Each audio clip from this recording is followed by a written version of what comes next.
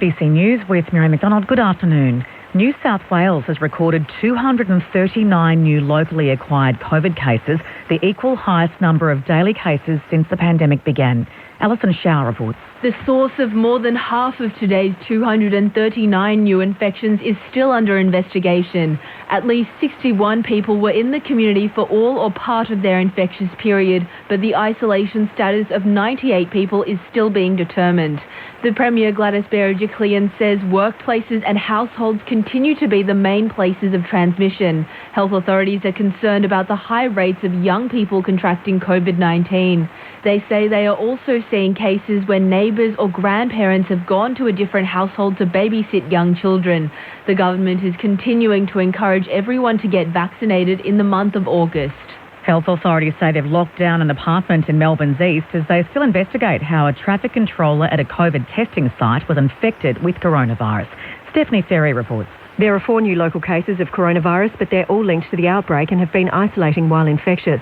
Acting COVID-19 Commander Naomi Bromley says up to 20 residents at a Richmond apartment complex in Stillman Street are being asked to quarantine 5 days after a positive case there. The case has moved out to hotel quarantine, but there was a subsequent assessment of that site and some additional risks were identified. She says all test results from residents have come back negative so far, along with all the test results from possible sites where an infected traffic controller could have picked up his infection from last week.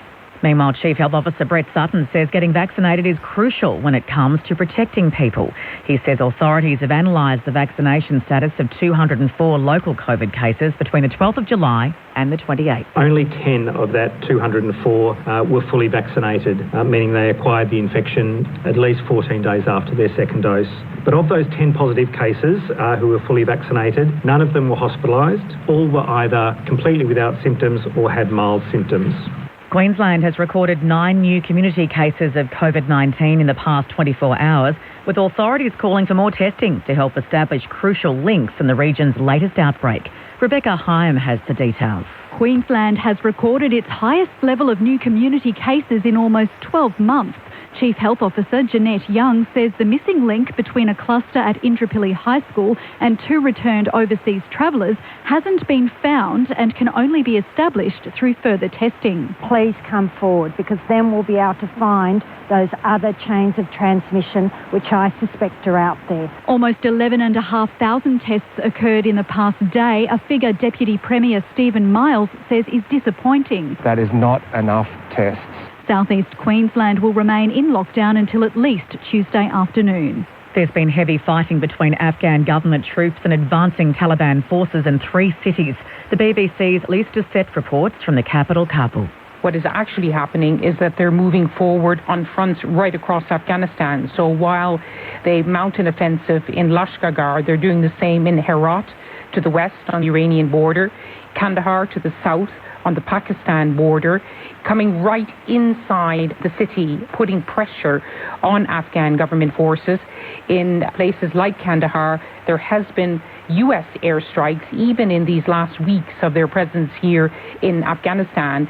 The United States, desperate to also avoid a collapse of a provincial capital, which would stain not just the reputation of Afghan forces, but of course the US-led NATO military mission. The final day of swimming at the Tokyo Olympics has already delivered gold for Australia. Jack Snape reports. Australian swimmer Emma McKeon has won gold in the women's 50 metres freestyle at the Tokyo Games. The 27-year-old blitzed the field in an Olympic record time, ahead of Sweden's Sarah Sjöström and Denmark's Pernille Bloom. McKeon has now won 10 Olympic medals, more than any other Australian athlete, including 6 at Tokyo. It's Australia's 8th gold medal in the pool at Tokyo, tied for its most ever alongside the 1956 Games in Melbourne.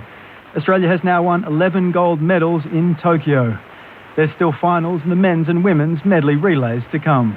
To the weather now for the state. Scattered showers and rain areas across eastern districts easing. Isolated showers remaining about the coast and southwest. For Melbourne, partly cloudy with a slight chance of a shower in the southeast suburbs, a top today of 15. Tomorrow, mostly sunny with a possible late shower and 16 degrees then. Right now in Melbourne, it's 13 degrees. ABC News.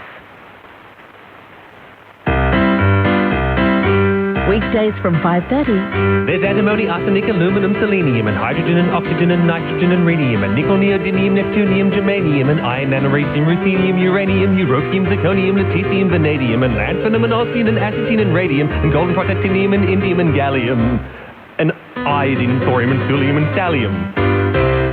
Breakfast with Sammy J. Weekdays from 5:30 on ABC Radio Melbourne. The 2021 AFL Premiership season on ABC Radio and on ABC Sport Digital. This time yesterday, it looked as if 3 games were going to fall off the round 20 fixture completely, but here we are 24 hours later, and a Super Sunday awaits with 5 big games to come. It starts here just after 12 noon Eastern with the game between Gold Coast and Melbourne. It's the first of a doubleheader at Docklands under the roof today. Later, the Giants and Port Adelaide. And in between, 3 other games down at York Park in Launceston. The Hawks and the Lions at the MCG, the Swans and the Dons, and out west, the Dockers and the Tigers. But first up, our focus on the Suns and the D's, 2 out-of-form teams. The Suns winning just 2 of their last 7 games. They fell away badly in play against Brisbane last Saturday. While for the Demons, they had a little joyride yesterday up to Queensland and back. But they're back in their hometown to play under the roof at Docklands, having won just 2 of their last 6 starts, trying to shore up a spot in the top 4. Corbin Middlemass in commentary alongside Matt Clinch. G'day, Clinchy. Hello, Corby. Good afternoon to everyone. Super Sunday, big Sunday. We can market it however we want, but it's going to be an awesome day of footy, a unique day following the events of yesterday, and a couple of games that shaped the top 4 and the top 8. As you touched on, Melbourne, the story of flight VA 9009 as they left on a chartered flight at 9 a.m. yesterday, got to Brisbane around lunchtime, only to be told that they were turning around heading back. Tom McDonald slept pretty much the whole flight, so he found out he was re-arriving back in Melbourne, and the players got back about 4:30 in the afternoon. So add to the fact that most of them had to quarantine since Thursday. They were only allowed to leave their house for training on Friday and a COVID test. So it's been a big lead-up for Melbourne and so much on the line for them, as you touched on. They've won 2 of their last 6. All of a sudden their scoring has dried up, and the Gold Coast have had some good wins over the Giants and Richmond, so they don't mind taking down a big scalp if they can this afternoon. So we get 2 debutants today. Jake Bowie for Melbourne and Joel Jeffrey for the Giants. Jeffrey we won't miss. He's got the blonde mohawk, so very much fitting into the Gold Coast lifestyle. The Suns Academy player from Darwin. So who knows what we'll see today in both the first, second, third, fourth or fifth game. Brett Bowie and Russell Jeffrey are the fathers of both those lads who debuted today. They played together as teammates at St Kilda in the late 80s, early 90s, which is a weird link given that neither of those men played over 100 games, and yet they existed at the same footy club at the same time. Their lads drafted to 2 different states, and as a result, they'll debut against one another this afternoon. No other late change. The 2 subs, Will Brodie for the Suns and James Jordan for the Demons.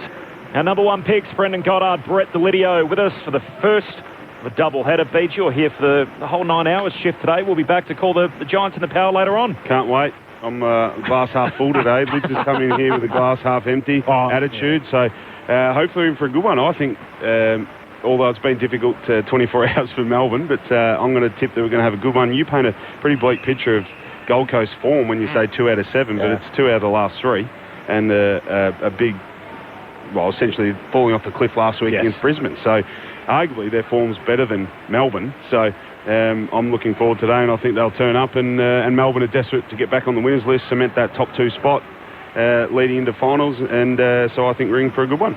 4 of the 5 of us are here for the double shift. So, Liz, you're very much our impact player here for the first game. So coming in hot. I'm expecting a lot of energy straight out of the gate from you. Well, I got the bump steer early from the bloke downstairs and sent me the wrong way. Oh, no. Came in with a poor attitude. No, I haven't. I'm fine, ready to go. But, yes, I was a little bit upset by that. I very much pride myself on performance and preparation. And when you get those 2 things wrong, or that 1 thing wrong in preparation, I've come in a little bit underwhelmed. That's okay. I'm ready to go, Corby, and I'm looking forward to. I want to see Melbourne stamp their authority on this game real early, and a goal spread. We've seen some accurate kicking over the last couple of days, so I want to see that continue. We know that's probably left Melbourne throughout this whole season, their goal kicking, but no excuses here tonight. The fifth member of our team who's with us all day, Mitch Cleary, one of the best newsbreakers in footy, and Gold Coast Suns member. Afternoon, Mitch. Good afternoon, guys. I threw the challenge down to me after 2019 when Matt Rowe and Noah Anderson signed on, so I thought I did, but I want to see a bit more in the final month. Roof shut down here, the subs, Will Brodie and James Jordan. A bit more, you want to see a bit more to sign on next year? Or yeah, exactly. What? They really? already took $50 out of my account for this year, BJ, so I want to see for next year. The first of 5 on Super Sunday. Here's Matt Clinch on Grandstand AFL. And it's an anticlimax to get it started. Again, how many times do I have to talk about this? Throw the ball up, please, umpires. Especially here. So they're going to throw it up, BJ. After a false start, Zach Smith to do battle against Max Gawn this afternoon. Cosy Pickett's down the middle of the ground for Melbourne. As Gawn tries to regather the footy from the opening tap. Couldn't get a disposal away. Pickett ran into Anderson. He's tackled. Clayton Oliver over the footy for Melbourne. Hand pass out to Petrarca. A chance for the Demons to go forward first. Gets the hand pass away to Bowie. So his first touch to Pickett. Kicks inside the 50. Wide of Ben Brown. Sam Collins right there with him. Brown at ground level. Left the footy behind and Collins is onto it. Gets the hand pass away to Ballard, who tries to find an avenue out of defence. It's a good kick. And taking the mark at left half back is David Swallow in front of Jaden Hunt. Something I never thought would say after the events of last year, but this is the Gold Coast second home game at Docklands this year after beating Richmond. What was a fixture moved back in round 16, so back-to-back home games at Docklands. As a short pass from Sharp missed its intended target. Eventually spills the way of Lemons. His kick knocked down. Fritsch picks it up centre half forward. Here's Bowie. His first touch, a hand pass away to Neil Bullen. Kicks across the half forward line and Hunt marks.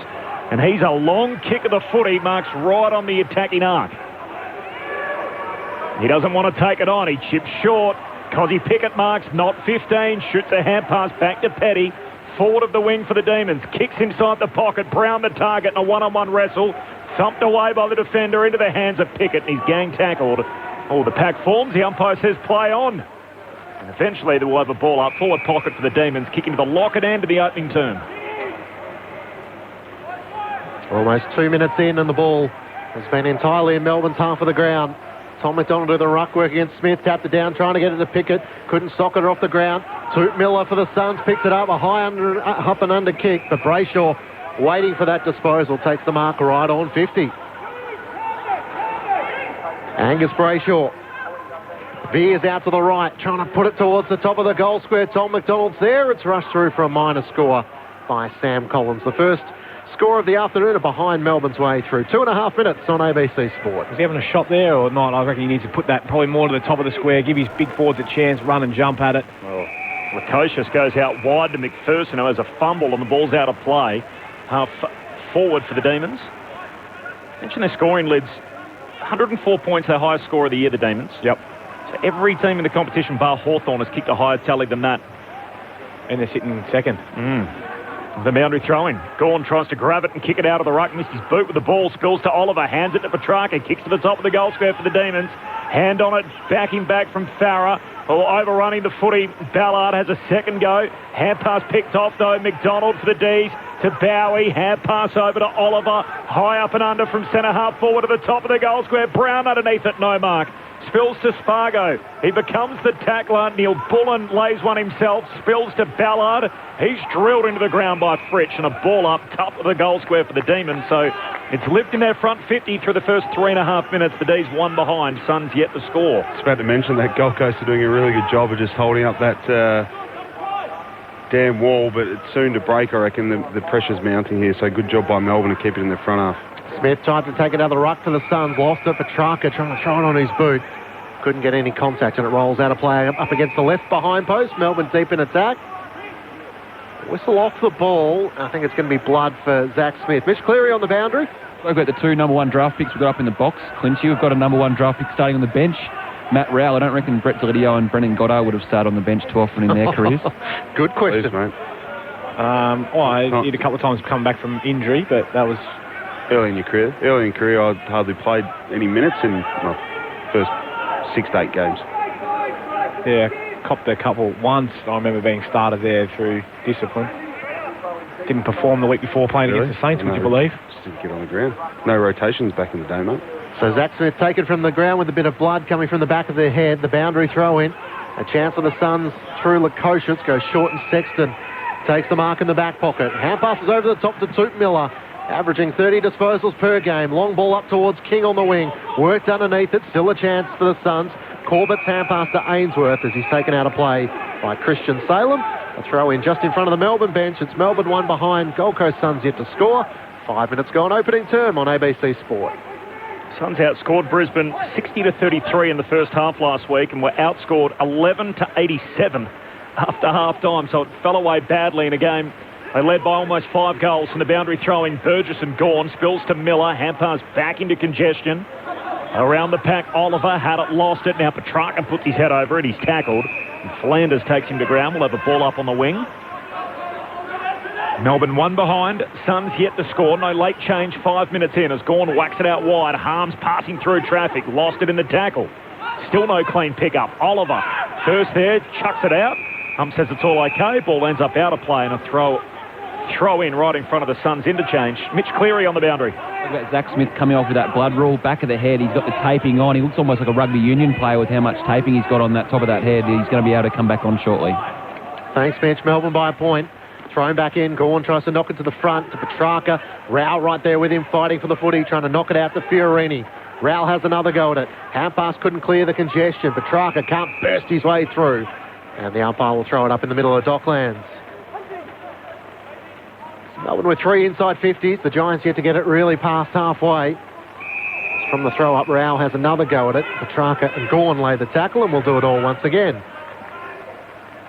Burgess gets the hit out against Gawn. Down into the path, though, of Harms for the Demons. Hand pass out to the run of Salem. Off the back flank, down to half forward. Kicks in the Brown direction. Spoil across the front, a good one. Close to the line, and Ballard tackled out of play. It's Collins, of course, with the job on Brown. Holding the ball. Holding the ball. He tried to take on the tackle and then just dropped it. That hurts the Suns, so Ballard pinged for it. And Tom McDonald is going to get a look at the sticks. He opens up the angle, snap in with the right boot, curling it back. He sneaks it through for the first of the day. Tom McDonald kicks the opener. 7 minutes in. They win the holding the ball call, and McDonald does the rest on the snap. Melbourne 117, Suns yet to score. Grandstand AFL, Brett Delidio, Brennan Goddard. I think both teams are starting the right manner. It's all been about Melbourne just keeping the ball in their front half, the re-entries. But I thought the Gold Coast have done a pretty good job just to withstand that pressure. As I may mention, that I think they're both going about it the right way. It's a pretty good contest, pretty hot around the stoppages around that contest congestion. But again, forward pressure brings about a shot on goal from McDonald and a great finish from the pocket. Well, he should be fresh, shouldn't he? He's had an extra 4 hours sleep. Couple of lids. I'm sure anyone with kids would take an 8-hour flight. And that's exactly right. His wife would be asking questions. So Melbourne with the opening goal of the match. Back in the middle of the ground, Smith has had the head bandage. He competes against Gawn here. Ball comes down to Oliver, and it's deemed a throw. So the Gold Coast Suns to take it in the middle of the ground. Braden Fiorini to take it just to the left of the 2 centre circles. So a chance for the Gold Coast to finally go into attack through 8 minutes. Kicks inside 50. Smith flies. Miller front and centre. Jams it on the boot. It bounces end over end and offline to the left. So the Suns opening behind. Melbourne 117. 8 minutes gone opening term. If I'm correct, that's their first inside 50. Yeah, I think. Coming 8 minutes into the game. Here's May on the kick out, and he goes long, straight down the pipe. Spargo's all alone. Takes the mark, back edge of the centre square. Nice little set play for the Demons. Spargo straight down the middle. Wants Fritsch. Can't take the mark. Got hands to it. Spills front and centre. Petrarca. Full 360. Kicks inside 50. Kicks to Lemons, who plays on after marking out to the wing.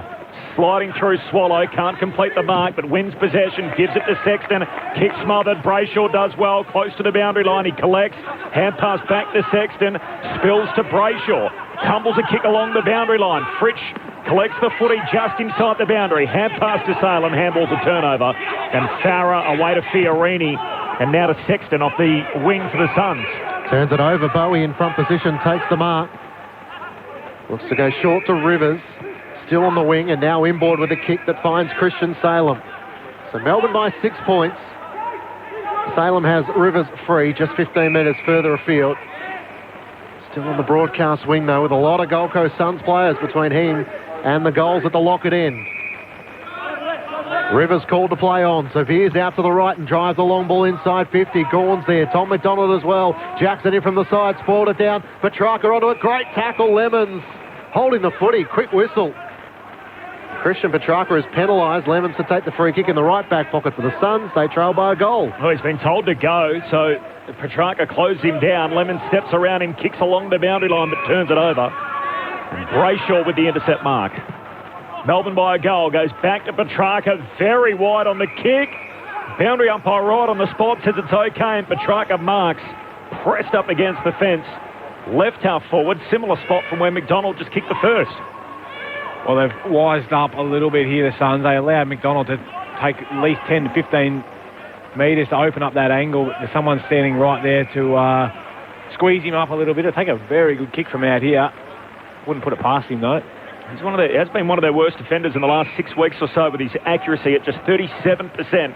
He snaps, hits the fat part of the footy. He won't score to the top of the goal square, and Smith whacks it through for a rush behind.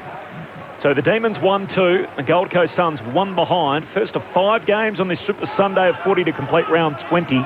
11 minutes into the opening term. Suns straight down the middle, looking for Toot. Miller had it spoiled away from him. Rao has to try and regather it for the Suns. Got it to Smith and now to Fiorini, who kicks out to the wing. A chance for Corbett, who had it spoiled away by Petty. Gets it to McDonald, kicks inside the 50, and Bailey Fritsch on the lead. Marks in the right forward pocket. Suns rolled the dice trying to go down the middle. They'll pay the toll for the turnover here if Fritsch can kick truly. Brett Delidio, an admirer normally of Bailey Fritsch's hair. What do you think of the undercut? No, I don't mind. I saw him getting a fresh pair of boots the other day, and it was one of the freshest haircuts I've ever seen. 0, right up the side. Really? 0 fade to the undercut. 37 goals for the season. Liked it off the boot from just inside 50. Wow. Bailey Fritsch has Melbourne second. Didn't have to wait for the all clear there. He knew it was sweet from the moment he struck it. And Melbourne skip out to a 13-point advantage. 2-2-14 to the Gold Coast Suns. 1 behind. Brett Delidio and Brendan Goddard are with you. Well, I'm liking what I'm seeing from Melbourne at the minute, just their ability to lock the ball in their front half, the forward pressure. Gold Coast do win it in the defensive 50. It's coming out under pressure, which makes it hard for Gold Coast to clear the area and get it out of the dangerous zone from Melbourne. So really good job, and then a couple of opportunities, tough ones, albeit there we saw Petrarca earlier kick the middle of the ball, but another one out wide, which Bailey Fritsch, it's the favoured side for a left footer, so he was able to open up that angle again, abuse the man on the mark rule and slot it through. Love it.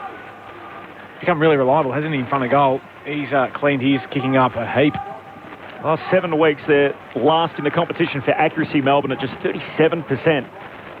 Off to a good start here, 2-2 to 1 behind. It back in the middle. First possession to Oliver, hand pass to Jackson, his first look in the ruck. Hand pass out to Viney under pressure, got a hand pass away, but it's going to be picked off, or it should have been. Anderson went without it, had a fumble. Brayshaw back onto it for the D's. Hand pass to Rivers, shoots it out to Jackson across the half-forward line, goes even wider to Viney. Rao wins the footy for the Suns. Quick hands to McPherson. Back to Anderson, his kick smothered, spills to Jackson. Hand pass ends up back with Anderson, and he floats a kick down the wing. Trying to find Jeffrey at half-forward, intercepting it Petty for Melbourne. Hand pass to Lever, high ball towards Harms, dragged down. Advantage taken as Melbourne through Neil Bullen spots up Ben Brown on the lead. They got the advantage of the whistle there, and Ben Brown had a couple of metres space on his opponent, and he marks directly in front, 25 metres out. Ben Brown going back to the opposition goal square to start his run up, which is typical of him. We've just seen our girls in the 4x1 medley gold again for us in Australia. It's literally by like 0.00, like something stupid. It's almost a dead heat. I like that. Around the grounds at half-time, but Beej and Lids keeping you right across Tokyo. What can Ben Brown deliver here? Comes in and puts it through. Melbourne with the opening 3 goals of the match and the fast start here at Docklands. He's just flicked on the radio expecting to hear Corbin, Lids and Lauren. We've got footy. 5 matches to take place today in Melbourne. They've jumped the start. A 19-point advantage. 3-2-20 to the Gold Coast Suns, 1 behind, and I'm sure that'll do Ben Brown's confidence a world of good. Absolutely, Clinchy. I think this is the start that I wanted to see from Melbourne. They withstood the initial pressure from the Suns, but it's a bit on the Suns now to respond and see what they can fire back with. Ben Brown, though, he's started last week with a couple of early misses, and I wasn't sure. He's got himself back on the board, but great start for him leading up. Just nice little touch kick from Alex Neil-Bullen, become a very reliable half forward. High work rate, good pressure, but also adding that finish to his game as well. Well, if he had missed that, because that was dead set straight in front, 35 out, that would have hurt his confidence moving forward. Gorn hooks it down behind, back in the middle to Viney. He's been tackled by Rouse, swings a hand pass out to the wing. Oh, nice work, Anderson trapped it with his foot and then reeled it in. Hand pass away to Rao. He shoots off the hand pass to Swallow, goes back. And then the kick comes out wide from Powell out to Fiorini in front of the interchange. So Fiorini back on the 45, finds Rao, attacking edge of the centre square. Hand pass off to the run of Jack Bowes, looks inside 50, and Burgess takes the mark right half forward for the Suns. That was a good bit of play from Gold Coast, just that kick from Fiorini back into the corridor to Rao, open up the whole field, and then the overlap run was terrific, just to slot... to catch really Melbourne's defenders just off guard because the ball was in motion there, so they weren't able to reset and find their man again. Just their second inside 50. The kick from Burgess is superb. Nice. Through it goes, close to the left-hand goal post. It swings back late. And so the Suns, 2 entries for 2 scores. They're 1-1-7. Melbourne 3-2-20, a 13-point lead for the D's. 16 played opening term. I always say, is it Jack Bowes? Bowes. Bowes and Bowie. No. Bowie. And Bowie. Bowie, yes. Correct. Bowie and Bowes. Right. We just want to be across all of that, but what I have liked from Bowes off half back is his... Bowes. Is it Bowes, is it? It's Bowes and it's Bowie. Oh, my God. Yep. Right. His move back to half back has been a really good move, I think, from Stuart Dew. His ability to win it, but he's been quite solid defensively as well. And he uses it well, as we just saw then. Found a nice little hole there. And a good finish, a much-needed goal for the Suns. So Burgess with his 10th goal of the season, the Suns first this afternoon. He's having a run in the ruck here against Jackson. Wins down the tap. Free kick for a hold going the Gold Coast Suns way. And Toot Miller coming up for possession number 5. Equal leading possession getter with Angus Brayshaw early. Sends a high ball inside 50. Have a crack at that. King worked underneath it, and Stephen May, as he does so well, uses his body to take the contested mark. Alongside Jake Lever, Melbourne's dynamic duo in defence. May looks long out to the outer wing towards Neil-Bullen. Powell flew early. Neil-Bullen gathered the mark. Hand pass to the running Jaden Hunt. 2 bounces as he runs the outer wing. A third as he gets to 60. Over the top to Jack Fine. He could have given it back. No sense of theatre. Kicks around the body towards Fritsch. And Collins just had the mark long enough in the eyes of the umpire. Flying back with the flight takes the chest mark, or long enough in front of Bailey Fritsch at the top of the defensive goal square. Melbourne by 13. I think Jaden Hunt just missed an opportunity there, Lids, where he had a couple of bounces. It looks really good, and he's trying to create a bit of overlap, but he had, I think it was McDonald and even Viney for that little short kick a little bit earlier, which they would have had a shot on goal, but actually taking the grass in front of him, which probably hurt him at the end of the day. Collins' long contest kick out to half-back, slips out of bounds, and I think Brayshaw, Lids, may have just slipped on the concrete there up against the fence. Straight under with the plastic stops on the concrete. They haven't got a lot of grip. Looks to be okay as he gets back up to join in at the boundary throw-in, and Jackson palms it straight down his throat. Brayshaw kicks inside 50. Brown underneath it, can't complete the mark. Spills to Anderson. Tackled by Neil-Bullen. Got it away to Powell. He's dispossessed. Neil-Bullen has another go. Diving in, and he's caught. 35 out from Melbourne's goal at centre-half forward. D's by 13 points, no late change. Will Brodie and James Jordan, the 2 medical subs, neither of them used so far. Melbourne deep in attack. Ben Brown tries to swat it over the bat towards Viney. The Suns through David Swallow, gets the hand pass wide. Here's a chance for Anderson, who they kicked it off his shin. Ainsworth challenged to try and clean it up. He'll get a free kick against Bowie for in the back. So the Suns have taken it right half back. Ainsworth wider to Flanders, who takes the mark. Still at right half back for the Gold Coast Suns. They're 1-1-7 to Melbourne 3-2-20. Short around the boundary line to Fiorini. Braden Fiorini. His players screaming in the middle of the ground, but he's looking more long down the line. Towards Corbett and Ben King.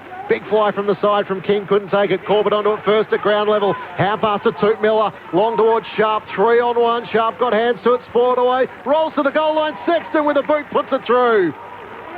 Right place at the right time, and Melbourne's defence will be frustrated they didn't see that ball through. The Suns' second goal in a couple of minutes.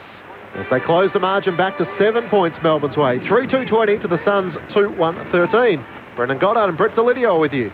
It was Tuke Miller involved again, but I liked how Gold Coast, they looked to come inside there with Fiorini, but then was happy to go long down the line, but it was quicker. It was no real hesitation. And a lot of teams would go back off the mark, still assess your situation, look back into the corridor, back to the switch, and by that time the defenders from the opposition had got back and flooded their defensive 50, but took it long down the line, created contest from the talls. Tuke Miller doing a great job as a mid, front and square, was clean, and then Sharp actually did a really good job to bring it to ground, which was arguably against 3 Melbourne defenders. And then Sexton actually did a good job to run back front and square to play that half forward, small forward role and get a boot on the ball on the line. Smith wins the hit out. Sparrow soccers it to the outer wing. Miller clever, paddles it back to Bowes, who collects off half-back for the Suns. Hand pass to Lukosius, taps it away to Fiorini. His hand pass picked off. Petrarca onto it at half-forward, kicks into the pocket, off the pack, spills down to Fritsch, waiting out the back and pops through his second. An easy one for Bailey Fritsch. It's raining goals in this opening term. 20 minutes in, Melbourne 4-2. The Suns are 2-1. Grandstand AFL, Brendan Goddard, Brett Delidio, D's by 13. Yeah, it was Christian Petrarca with the inside 50. I wasn't sure that he actually put it to the advantage, albeit he was under a fair bit of pressure. But Ben Brown just did enough to keep that ball from being marked. I'm not sure who it was that came off. Bailey Fritsch. Collins and Ballard maybe were involved. Yeah, and just left him out the back. Unmanned. Fortuitous is the word I'm looking for. Bounced up perfectly to him and easy as you like, walked it into an open goal. Nice start here for the D's. Suns holding on pretty well as well. Brett Delidio with you on ABC Sport. Melbourne back out by 13 points. They keep the opening 3 goals of the match to lead by 19 before the Suns kick the next 2. Christian Petrarca in the middle of the ground trying to get the clearance, has a second go at it after dislodging the footy from Tuke Miller's boot. Got it to Oliver. He's tackled by 2 Gold Coast Suns players and brought down. Mitch Cleary on the boundary. Jack Viney of Melbourne just receiving some attention down here. A bit of a limp, just speaking to the physios, had a couple of painkillers. I'll keep a close eye on him given his injury history. Jackson took it out of the ruck for Melbourne, got it to Egg Langdon, but turned it over as Smith for the Suns. Hand pass back to Lemons and then out to the broadcast wing. It bounces end over end and out of play in front of Tuke Miller, racing after another ball.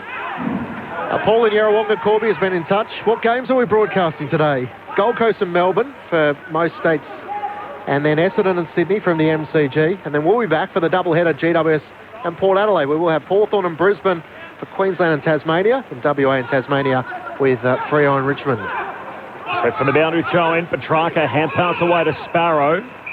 There's a free here, it's a throw, and Tuke Miller's going to be rewarded with the free kick. Spears a drop punt out wide to Lemons against the boundary line. So Suns home game at Docklands. They're in their home jumper with the red shorts, and Melbourne also in the navy blue with the navy shorts on. Long kick for the contest down the wing. Swallow flew, spills down to Anderson. Hand pass to Corbett from that launch pad. Kicks inside the forward 50. Underneath it, juggled effort from Rivers. Can't complete the mark. Hand pass away to Hunt. Gives it to Bowie. He's tackled. Got it away to Rivers. Spun around under pressure. Melbourne off half-back. Hand pass out to Harms. Links up with Hunt. And they're out of danger. Kicks down the wing. Petrarca meets it front on. Hand pass goes back to Harms. Close to the boundary line. There's going to be a boundary throw-in. He was out of play, Harms. So we'll have a throw-in here. 70 out from the Suns' goal. Really good pressure from Gold Coast. It was numbered off really well. They didn't make the mistake of a 2v1 at the Melbourne ball carrier and forced to kick down the line, and then their follow-up was great. No Melbourne player had time and space to make a decision then. Thrown back in. Jackson one down the tap, but Tuke Miller read it best. Got it eventually to Noah Anderson. Kick to Corbett. It was nudged underneath it by Jake Lever using his body and not his hands, and he takes the intercepting mark, as so often he does for Melbourne. Back to Stephen May at the top of the defensive goal square, and then out to Spargo in the right back pocket. We're going to have a 50-metre penalty here. So Spargo's going to be taken from the back pocket all the way up to right half back. Yeah, Jai Farrell has put down Fritsch off the footy. And Spargo not quite behind his mark, so has to be set, which allows the Suns to push some numbers back. Kicks long towards the wing. Ed Langdon caught behind, and Sharp takes the intercepting mark for the Gold Coast Suns. So the rising star nom from a couple of weeks ago, Sharp down to half forward. Lever got a fist in there in a wrestle with Corbett, but he was hanging on. Free kick for Corbett. left half forward for the Suns. Looks like Corbett's consciously putting a lot of work in the lever when the ball is kicked long. He's making an effort just to get body on him, not allowing Lever to be that third man intercept marker. He's making him accountable in a sense, but just making it hard for him to actually run and jump at the footy and intercept mark. So efficient early, the Suns going inside 50. That mark that Lever took moments ago is first of the game, which is unusual. 25 minutes in, Corbett, long kick of the footy, but inaccurate here. Missing to the near side or behind. So Melbourne 4-2, Gold Coast 2-2. 25 minutes in, D's by 12. Stephen May brings Melbourne back into play. A fingertipper for Rivers. He's got enough time to regather in front of Jeffrey and work it back to Rivers. Around the boundary line to Jayden Hunt in the left back pocket, and he chips it over the top to Alex Neil-Bullen. So no damage done for Melbourne, despite an anxious moment. Neil-Bullen drives a kick around the wing towards McDonald. It bounces in front of him. Gathers. Hand pass straight to Fiorini of the Suns. He turned it over straight back to McDonald. Hand pass to Oliver. Through traffic back to McDonald. On the wing now. Wider still to Neil-Bullen. Got it to Sparrow. Turned it over though. Crucial touch from Fiorini. Got it to Swallow. Kicks it forward to Sexton. He's got Stephen May loose in. He's attacking 50, so careful not to move it too quickly. Now feeds the hand pass wide to Flanders. Good kick inboard. Found Corbett, so trying to make Jake Lever accountable and finding the loose man inside 50. Just overdid it, didn't they? The D's there going forward. They had Harms running past, and I thought that was the easy option. McDonald left him and went further inside to Sparrow, I think it was. Yep. And then just coughed up after that. Sparrow treated like a hot potato. Yeah. Didn't want it. Panicked a little bit with the footy, didn't he? So he's had a sider. 3 goals last week against the Brisbane Lions. Corbett gets close to the man on the mark. It's still a good strike, and it'll carry the distance. So the Suns answer back. They've kicked 3 of the last 4 goals of the match. And Melbourne's lead once more is cut back to single digits. It's a 6-point ball game. Melbourne 4-2-26 to the Suns 3-2-20. 26 minutes gone. Opening term, you with Brendan Goddard and Brett Delidio. Well, doing it the right way, aren't they? It's a good game of footy. Yeah, well, up and about. I'm not sure, you were a bit flat there, a bit slow on the uptake, but I think the Suns, mate, they're actually, they've hung in there. I thought it was Melbourne were having their way a little bit with them in the early parts of this quarter, but they've stuck fat and kept going with that pressure that you spoke about, the ability to number off and not get caught 2-1, create the easy overlap, defending quite well in that sense, and that's given them opportunities, you know, forcing Melbourne into getting a little bit overconfident with their handball game and causing turnovers, which has been very good. Yeah, they got very little time and space to actually make one decision, let alone 2 or 3, so doing a good job to keep them under pressure. Zach Smith won it down, but Petrarca comes away with it. Nice fend off, gets the centre break. Not a great kick though inside the forward 50. Turns out okay. Brown gets there on the hop. Hand pass to Spargo. Away to Jackson. He runs it in and pops it through. So the clean break out the middle and the quick answer back for the Demons. Nice goal from the centre bounce. The D's make it 5, so they move to 5-2. The Suns 3-2. 28 played opening term. Just a little bit too easy there. It was really good stuff from Petrarca, but then again, just his lack of ability just to kick a drop punt to advantage. We thought that may have landed in the lap of a Gold Coast player, but it was a bad enough floater that it dropped short, and then it was a free-for-all. The coaches just got caught ball watching and allowed Jackson to get goal side, so it was an easy little handball over the top.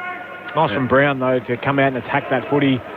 Handball off to Spargo, and a nice handball, wasn't it, by Spargo, put Jackson into some space there. It was the closest, though, that let him goal side and got caught ball watching a little bit, so they'll be flat with that. It was a little bit too easy for mine. And a good one for Melbourne fans. Ben Brown on the board, Luke Jackson on the board. So Jackson had kicked 1 goal in his last 4 games, and the second-year forward was getting questioned by the media to Simon Goodwin during the week. Oliver with the clearance in Melbourne, kicks a high ball towards half forward. Sparrow trying to get a hand pass through. Spargo tackled as he got it forward, though. To Petrarca on 50. Turns and kicks along towards McDonald and Brown. Brown got a hand to it, but it bounces through for a minor score in front of Ballard. And the Melbourne lead is 13 points at the 28-minute mark of the opening term. So 8 goals in this opening term. Melbourne have kicked 5 for the Suns 3. Power from the kick out. Goes to the back pocket for Lukosius. Lukosius told to move things along as he just goes with the contest kick to the Dockside wing, King underneath it as it's stolen out of his hands. May comes up with it for the D's. Hand pass out to Brayshaw. Between wing and half forward. Beautiful kick. Back inboard and finds Petrarca, who marks at half forward. 55 out. A crowded forward 50. Suns with plenty of red jumpers back. Petrarca with the drop punt trying to feed it to McDonald. Out to meet it. No mark. Slips behind to Ballard. He's tackled by Pickett. Dispossessed. Ballard picks it up again. He's tackled by Brown and a ball up top of the goal square for the D's. 13 points, Melbourne's lead. Half-hour mark opening quarter. Thrown up Jackson and Smith. Need to get a decisive tap. Anderson onto it for the Suns. Good tackle laid by Sparrow. Ball spills clear to Tom McDonald. Snaps on the left and puts it across the face. Out of bounds on the full. Just wide of the right behind post, and the Suns will take the free kick. So another goal for Australia in the 4x100 women's medley. An Olympic record. Ned Hall will bring us the latest at half-time. But it's been great watching. Lukosia's out of defence. A beautiful pass finds Ballard on the defensive arc. Not a great kick wide of Flanders. Turn it over. Bowie for the Melbourne side. Sends it long. Tom McDonald waiting. Rises. Can't quite juggle the mark. Cosy Pickett front and centre. Swings onto the right and puts it through. No. Hits the post. It seemed like it was going to be a textbook finish from the small forward. Just hit the very top of the post. And Melbourne's lead is 14 points, half an hour gone. It's a shame because Gold Coast were out then if Ballard was able to hit that kick, and it was lucky to hit his foot in the end because they had an outnumber on this wing. He arguably had two, one to lower his eyes or the second option was the long one. So really poor skill execution there. 31 played opening term, D's by 14. Here's Jack Bowes off half back. Kicks down the city wing and there's no one underneath it. Oliver takes the mark uncontested for Melbourne. Puts it back to half forward. Jackson reaching above his head. And the match-up with Powell and Jackson with the height advantage stuck up his mitts and no one was going to stop him taking that. He'll shoot from 50 out right half forward. Yeah, another skill execution from Gold Coast. Just a long kick down the line. It's only gone 40 metres because it floated and fell straight in the lap of Oliver, and Oliver did a really good job just rolling on quickly and coming back through the corridor. Twice nominated for the Rising Star, Luke Jackson, one of just 16 players in history to have done so. He shoots from 50 out. His set shot is pure. Straight over the goal umpire's cap. Back-to-back goals for Luke Jackson, and Melbourne have a bit of breathing room. They're 20 clear on the stroke of quarter time. The Demons 6-4-40. Gold Coast 3-2-20. Well, that will make Demons fans very happy seeing their big boys work well together, I suppose. I mean, we haven't seen them under a heap of pressure on a really slow play just yet, have they? It's been unforced errors almost from the Suns that have allowed the D's to... For the last couple anyway. Well, last couple, yeah, but they've been able to turn really quickly and catch the defenders on the hop. But we've seen Brown on the scoreboard, Jackson twice, McDonald's got on there as well, and Fritsch as well. So, started really well, the D's. We just need the Suns, don't allow anything out of the centre of the ground here. Only a couple of seconds to go. Brett Delidio with you on ABC Sports. So, the third time this season, Luke Jackson's kicked 2 goals. He's done it before quarter time here. Jack Viney in the middle of the ground trying to burst clear. He's tackled by Anderson. Umpire lets it go. He's going to pin him. Jack Viney couldn't get a hand pass away, but that should do us for the opening quarter. Anderson's going to kick a barrel. It's more kind of in humour than anything else, given it only went about 25 metres just to kick it away from the umpire, having been rewarded for his tackle. So quarter time at Docklands in Melbourne. The first of 5 matches on this Super Sunday, and the Demons leading by 20 points, 6-4-40 to the Gold Coast Suns, 3-2-20. Bailey Fritsch with a couple for the Demons. Luke Jackson with 2 as well, individuals to Tom McDonald and to Ben Brown. Meanwhile, for the Gold Coast Suns, their goals have come through Corbett, Powell and Sexton. They've only had one other high-scoring opening term this year. That was the last time they played at Docklands against the Western Bulldogs earlier in the season, kicking 6-5 in the opening term there. The D's with 6-4 on this occasion. A 20-point lead at quarter time on ABC Radio and ABC Sport Digital. This is Grandstand AFL. Hi, it's Virginia Trioli. And David Astle. We want you to tell us a story. It must be true, and it must include the line, I have been meaning to tell you. Yes, our homespun storytelling competition is back. This time, it's part of the Melbourne Writers' Festival. The best storytellers will work with us to polish their yarn and then perform on stage in the Theaterette at State Library of Victoria. For details, look for Homespun on the ABC Radio Melbourne website. Hurry, entries close Sunday, August 1. The 2021 AFL Premiership season on ABC Radio and on ABC Sport Digital. Ready for Melbourne. Out past the lever. High ball towards Harms. Dragged down. Advantage taken as Melbourne through Neil Bullen spots up Ben Brown on the lead. What can Ben Brown deliver here? Comes here and puts it through. Big fly from the side from King. Couldn't take it. Corbett onto it first at ground level. Out past it Toot Miller. Long towards Sharp. 3-on-1. Sharp got hands to it. Sport away. Rolls to the goal line. Sexton with a boot. Puts it through. Bose, who collects off half-back for the Suns. Hand pass from Lukosius. Taps it away to Fiorini. His hand pass picked off. Petrarca onto it at half-forward. Kicks into the pocket. Off the pack. Spills down to Fritsch. Waiting out the back and pops through his second. Zach Smith won it down, but Petrarca comes away with a nice fend-off. Gets the centre break. Not a great kick, though, inside the forward 50. Turns out okay. Brown gets there on the hop. Hand pass to Spargo. Away to Jackson. He runs it in and pops it through. The 2021 AFL Premiership season on ABC Radio and on ABC Sport Digital. So the D's by 20 points at quarter time, the first of 5 games on this Super Sunday. A couple of questions off the SMS. Pete in Albert Park. Always listen and enjoy ABC footy. Can you please advise when or if the last time the AFL played 5 games in Melbourne on a Sunday? You'd have to go back a number of years. Just to point out to Pete, that's not actually happening today. So just 3 games in Melbourne, 2 at Docklands, 1 at the MCG. There's a game down at York Park in Launceston and a game out west. Best thing I can tell you that the games in your market you'll get. So in WA, you'll definitely get the Freo Richmond game. Down in Tasmania, you'll be getting the game between the Hawks and the Lions. And for our audience throughout Victoria, you'll get the 3 games here. So the doubleheader at Docklands, and in between that, it's the match between Essendon and Sydney at the G. 1 quarter done between the Suns and the Demons. It's the D's by 20 points at quarter time. Brett Delidio, Brendan Goddard. Well, I think it's been pretty impressive so far from the D's. I'm not completely off what the Suns are doing either. I thought they could have easily collapsed in a heap and not kept fighting it out. They started really well. And I think, as you spoke about, Beej, their ability to defend and not just give up on the chase, they've paired off really well. They're actually winning their tackle count. They're +7 in that at the moment. They're down, minus 24 in touches and down minus 8 in inside 50. So the D's are doing a lot of things relatively well, but I think we were talking about just off air, Corbs, that they are minus 8 at the moment, the Suns, but they've gone inside that many times and kicked and scored 5. So it's not like they're not going in there and being efficient when they are. They've just got to get in there a little bit more and give their forwards a chance. I think Stephen May's doing a really good job on Big King. I think he's... Big King, that was a match-up to look forward to, but it hasn't looked like it. Hasn't touched the footy yet. Hasn't touched it. Young Jeffrey is finding out about making your debut.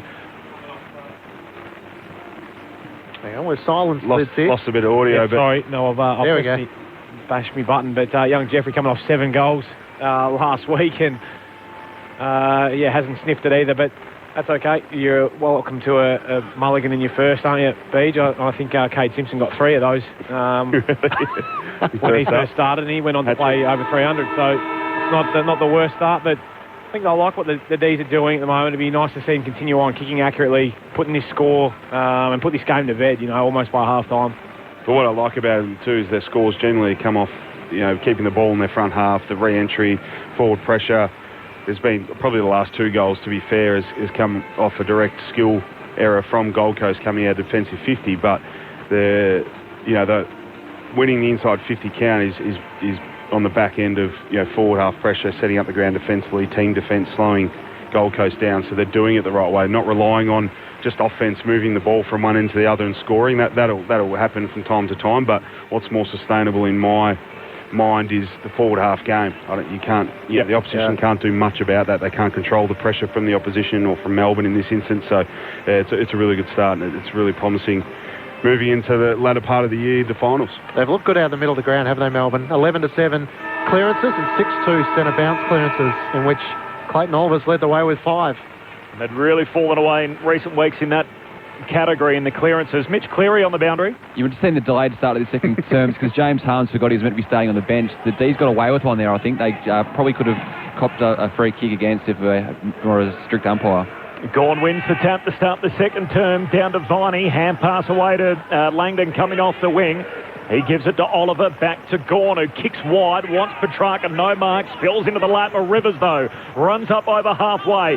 Shocking kick out to half forward. It pitches just inside the boundary and ricochets off the body of Collins and out of place. We're throwing 45 out for the Melbourne goal. D's to the Coventry end in the second term. 6 goals to 3 in the opening quarter. Had a joy flight yesterday up to Gold Coast and back. They were meant to be playing the Suns yesterday. That game rescheduled, so early time slot here just after 12 o'clock the bounce. In early stages of the second term, we'll have another stoppage. 45 out from the Demons goal as Rouse caught with the footy. Ben Brown to do the ruck work against Smith here. Tries to tap it down to Oliver. That could have been a throw against Toot Miller. Umpire says contact below the knees, and it's going to be a Melbourne free kick. Clayton Oliver to take it in the right forward pocket. So Max Gawn with just the one disposal in that first quarter. Had one early in the second. So with the ball moving so quickly, trying to find a way for him to impose himself on this contest. Clayton Oliver leads all comers with 11 disposals and 5 clearances. A chance to add a goal to that tally from the right forward pocket here. He's 35 metres out. Kicked 6 goals, 13 clarity this year. So this has been the part that he'd like to improve in the run towards finals. Just the finishing work in front of goal. Confident? I think so. Yep. Melbourne haven't missed the mark too many times. Here comes Clayton Oliver, right at the right goal post. It makes everyone a believer as he steers it through. And Melbourne fans are believing what they're seeing on this Sunday afternoon. The Demons out by 26 points, the biggest lead of the match, with the opening goal the second quarter through 2 minutes. 7:4:46 and the Suns 3:2:20. Well, it's really just Clayton Oliver getting to work where he does his best, isn't it, around the stoppage. Just trying to barge his way through a little bit. Unfortunate, really, tripped from, was it Toot Miller? I think just reaching out. Just hasn't been Clary's strongest suit there in front of goal, but that never looked like missing, Clinchy, as you called. Rock solid there, right foot to the boundary. I'd be happy if I could drive the golf ball like that. A bit more like BJ, just down the middle. Don't worry, wondering left or right. That was a good finish. First goal in 6 games for Clayton Oliver. 7 goals, 13 for the year. Melbourne out by 26. Bounce paper's Gawn in the middle. First hands on it. Down to Miller. Kicks it into Gawn, who lays a nice smother. Ricochets though to Zach Smith. Suns come up with it. Flanders back to Miller. Kicks inside 50. Over the head of his intended target. Lever at the back for Melbourne. Hand pass to Harms. Kicks along the boundary line. Neil Bullen. And Lemon spoils out of play. And the Suns pretty happy with all of that. You can hear the reaction from downstairs. There's no fans in attendance. Melbourne's out of lockdown, but the next 2 weeks, rounds 20 and 21, will still be played in empty stadiums. So all that noise you can hear of the players and the participants on the interchange for both teams beneath us from the boundary throw-in. Gawn trying to extract it from the stoppage. Got it to Petrarca. Now it's out. Hand pass to Neil Bullen and away to Bowie. Feeds it back to Lever at centre-half back for Melbourne. Looks to the outer wing where he sends it wide of Spargo. He races after it with Powell after him. Gathers just inside the boundary. Little chip kick to Ben Brown, who marks up on the wing. Kicks inboard to Harms. Melbourne flowing nicely with the hand pass to Oliver. Back to Harms, trying to get around McPherson, the fend off. Got the hand pass forward to Salem. Trying to link up with Oliver wide again at half forward. Slipping over, Flanders allowed Oliver to comfortably gather the footy. Back to Ben Brown, who goes a barrel. Got enough of it. Kicks towards Tom McDonald. Clears his fingertips. Racing back. Farrell will get there first for the Suns. At full tilt. Kicks off the outside of the boot. Swallow did well. Used his body. Pushed Rivers underneath and took an important mark for the Gold Coast Suns at half back. So Swallow short to Sexton. Back flank for the Suns. Kicks down the wing and Ainsworth marks in front of Bowie. Top 5 pick in the national draft a few years back. Ainsworth, he goes short to Miller. Miller turns and kicks down to Jeffries, caught at the back. And that's easy work for Lever, who's up and marking.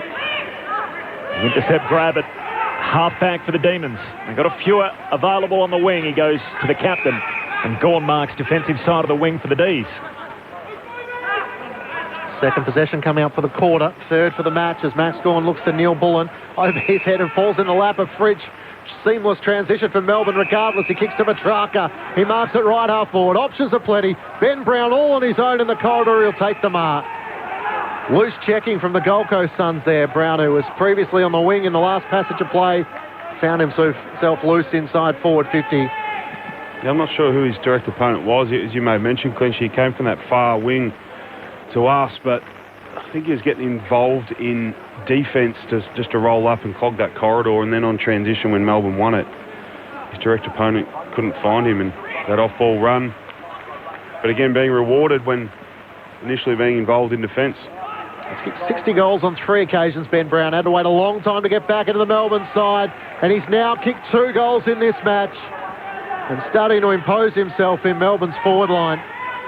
And it could be a big afternoon for the Demons if it continues in this trend. Melbourne by 32 points, 8-4-52 to the Suns 3-2-20. 6 minutes gone, second term, the D's with 2 goals to none so far. Well, I'm not sure Big Maxi Gawn was going for Bailey Fritsch there, but it was well read by Bailey. What I liked was his immediate reel and go and just kept the ball moving, kept it in motion, which allowed Christian Petrarca, an old saying that a coach and my old man used to say, like, movement creates movement. So as soon as Christian Petrarca saw Bailey Fritsch on the move, he was on the move, and then nice, easy kick for Petrarca, that offside run, help side run from Ben Brown. He's got his kicking boots on today, which is good. A couple of nice starting set shots. Averages 3 a game against the Suns in his 6 encounters previously. He's got 2 already. We're only 6 minutes into the second term. Back in the middle, Gawn's going to get the clearance. Chucks it on the boot to centre half forward. Neil Bullen had a touch on the way through. Fritsch ends up with it, still in Melbourne's hands.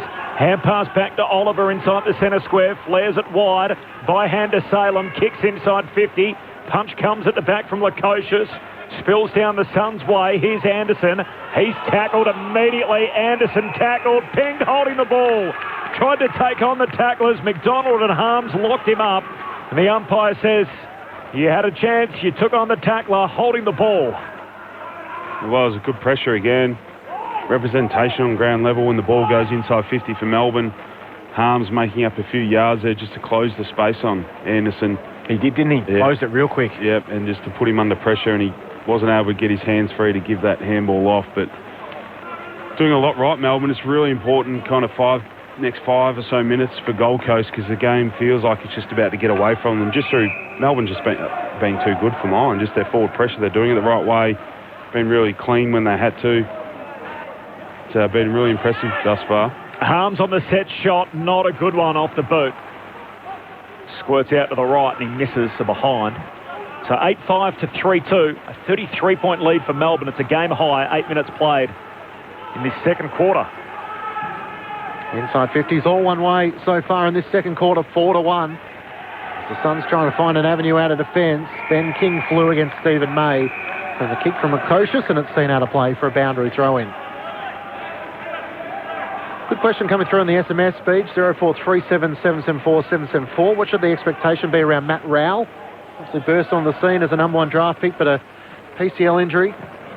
Yeah, I think just be really patient. He's obviously struggled just to find his feet since he's been back on quite a serious injury for a young guy. Petrarca kicks inside the 50. Jackson's going to get a free kick for in the back. He almost fell over it at the top of the goal square, and he's going to get a gift to kick his third. It's all going Melbourne's way. Was that there? Yeah, I think, as you called it, Clinchy, I reckon he nearly fell over. Yeah, fumbled his way through it, ended up with the shot on goal, and Luke Jackson's kicked his third. And all of a sudden, Melbourne lead by 39 points.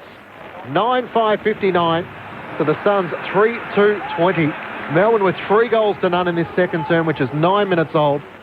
2 to Fritsch, 3 to Jackson, and 2 to Brown. Yeah, I'm just having a look at it on the replay again. Against Lemon, so I don't think he fell in his back. No, I think he just pressure, but didn't fall down with him, or as you've seen a lot of players do when a player falls forward like that. I think it's because he's 200. It looks like a big tree falling down, doesn't it? But I thought Lemons did a pretty good job there, a bit unlucky. It looked like Lemons went to tackle him and then realised that he's going to fall like himself, so he let him go. Yep. The ball spills and he falls forward and it's... Play on, should have been. It's a free kick. So 5 in a row for the Demons. 39 points. Has gone again back in the middle. Just palms it out the back. Harms runs onto it. Miller locks him up straight away. And Pink for holding the ball. We've been hot on holding the ball today. We haven't had that rule applied too often throughout 2021 period.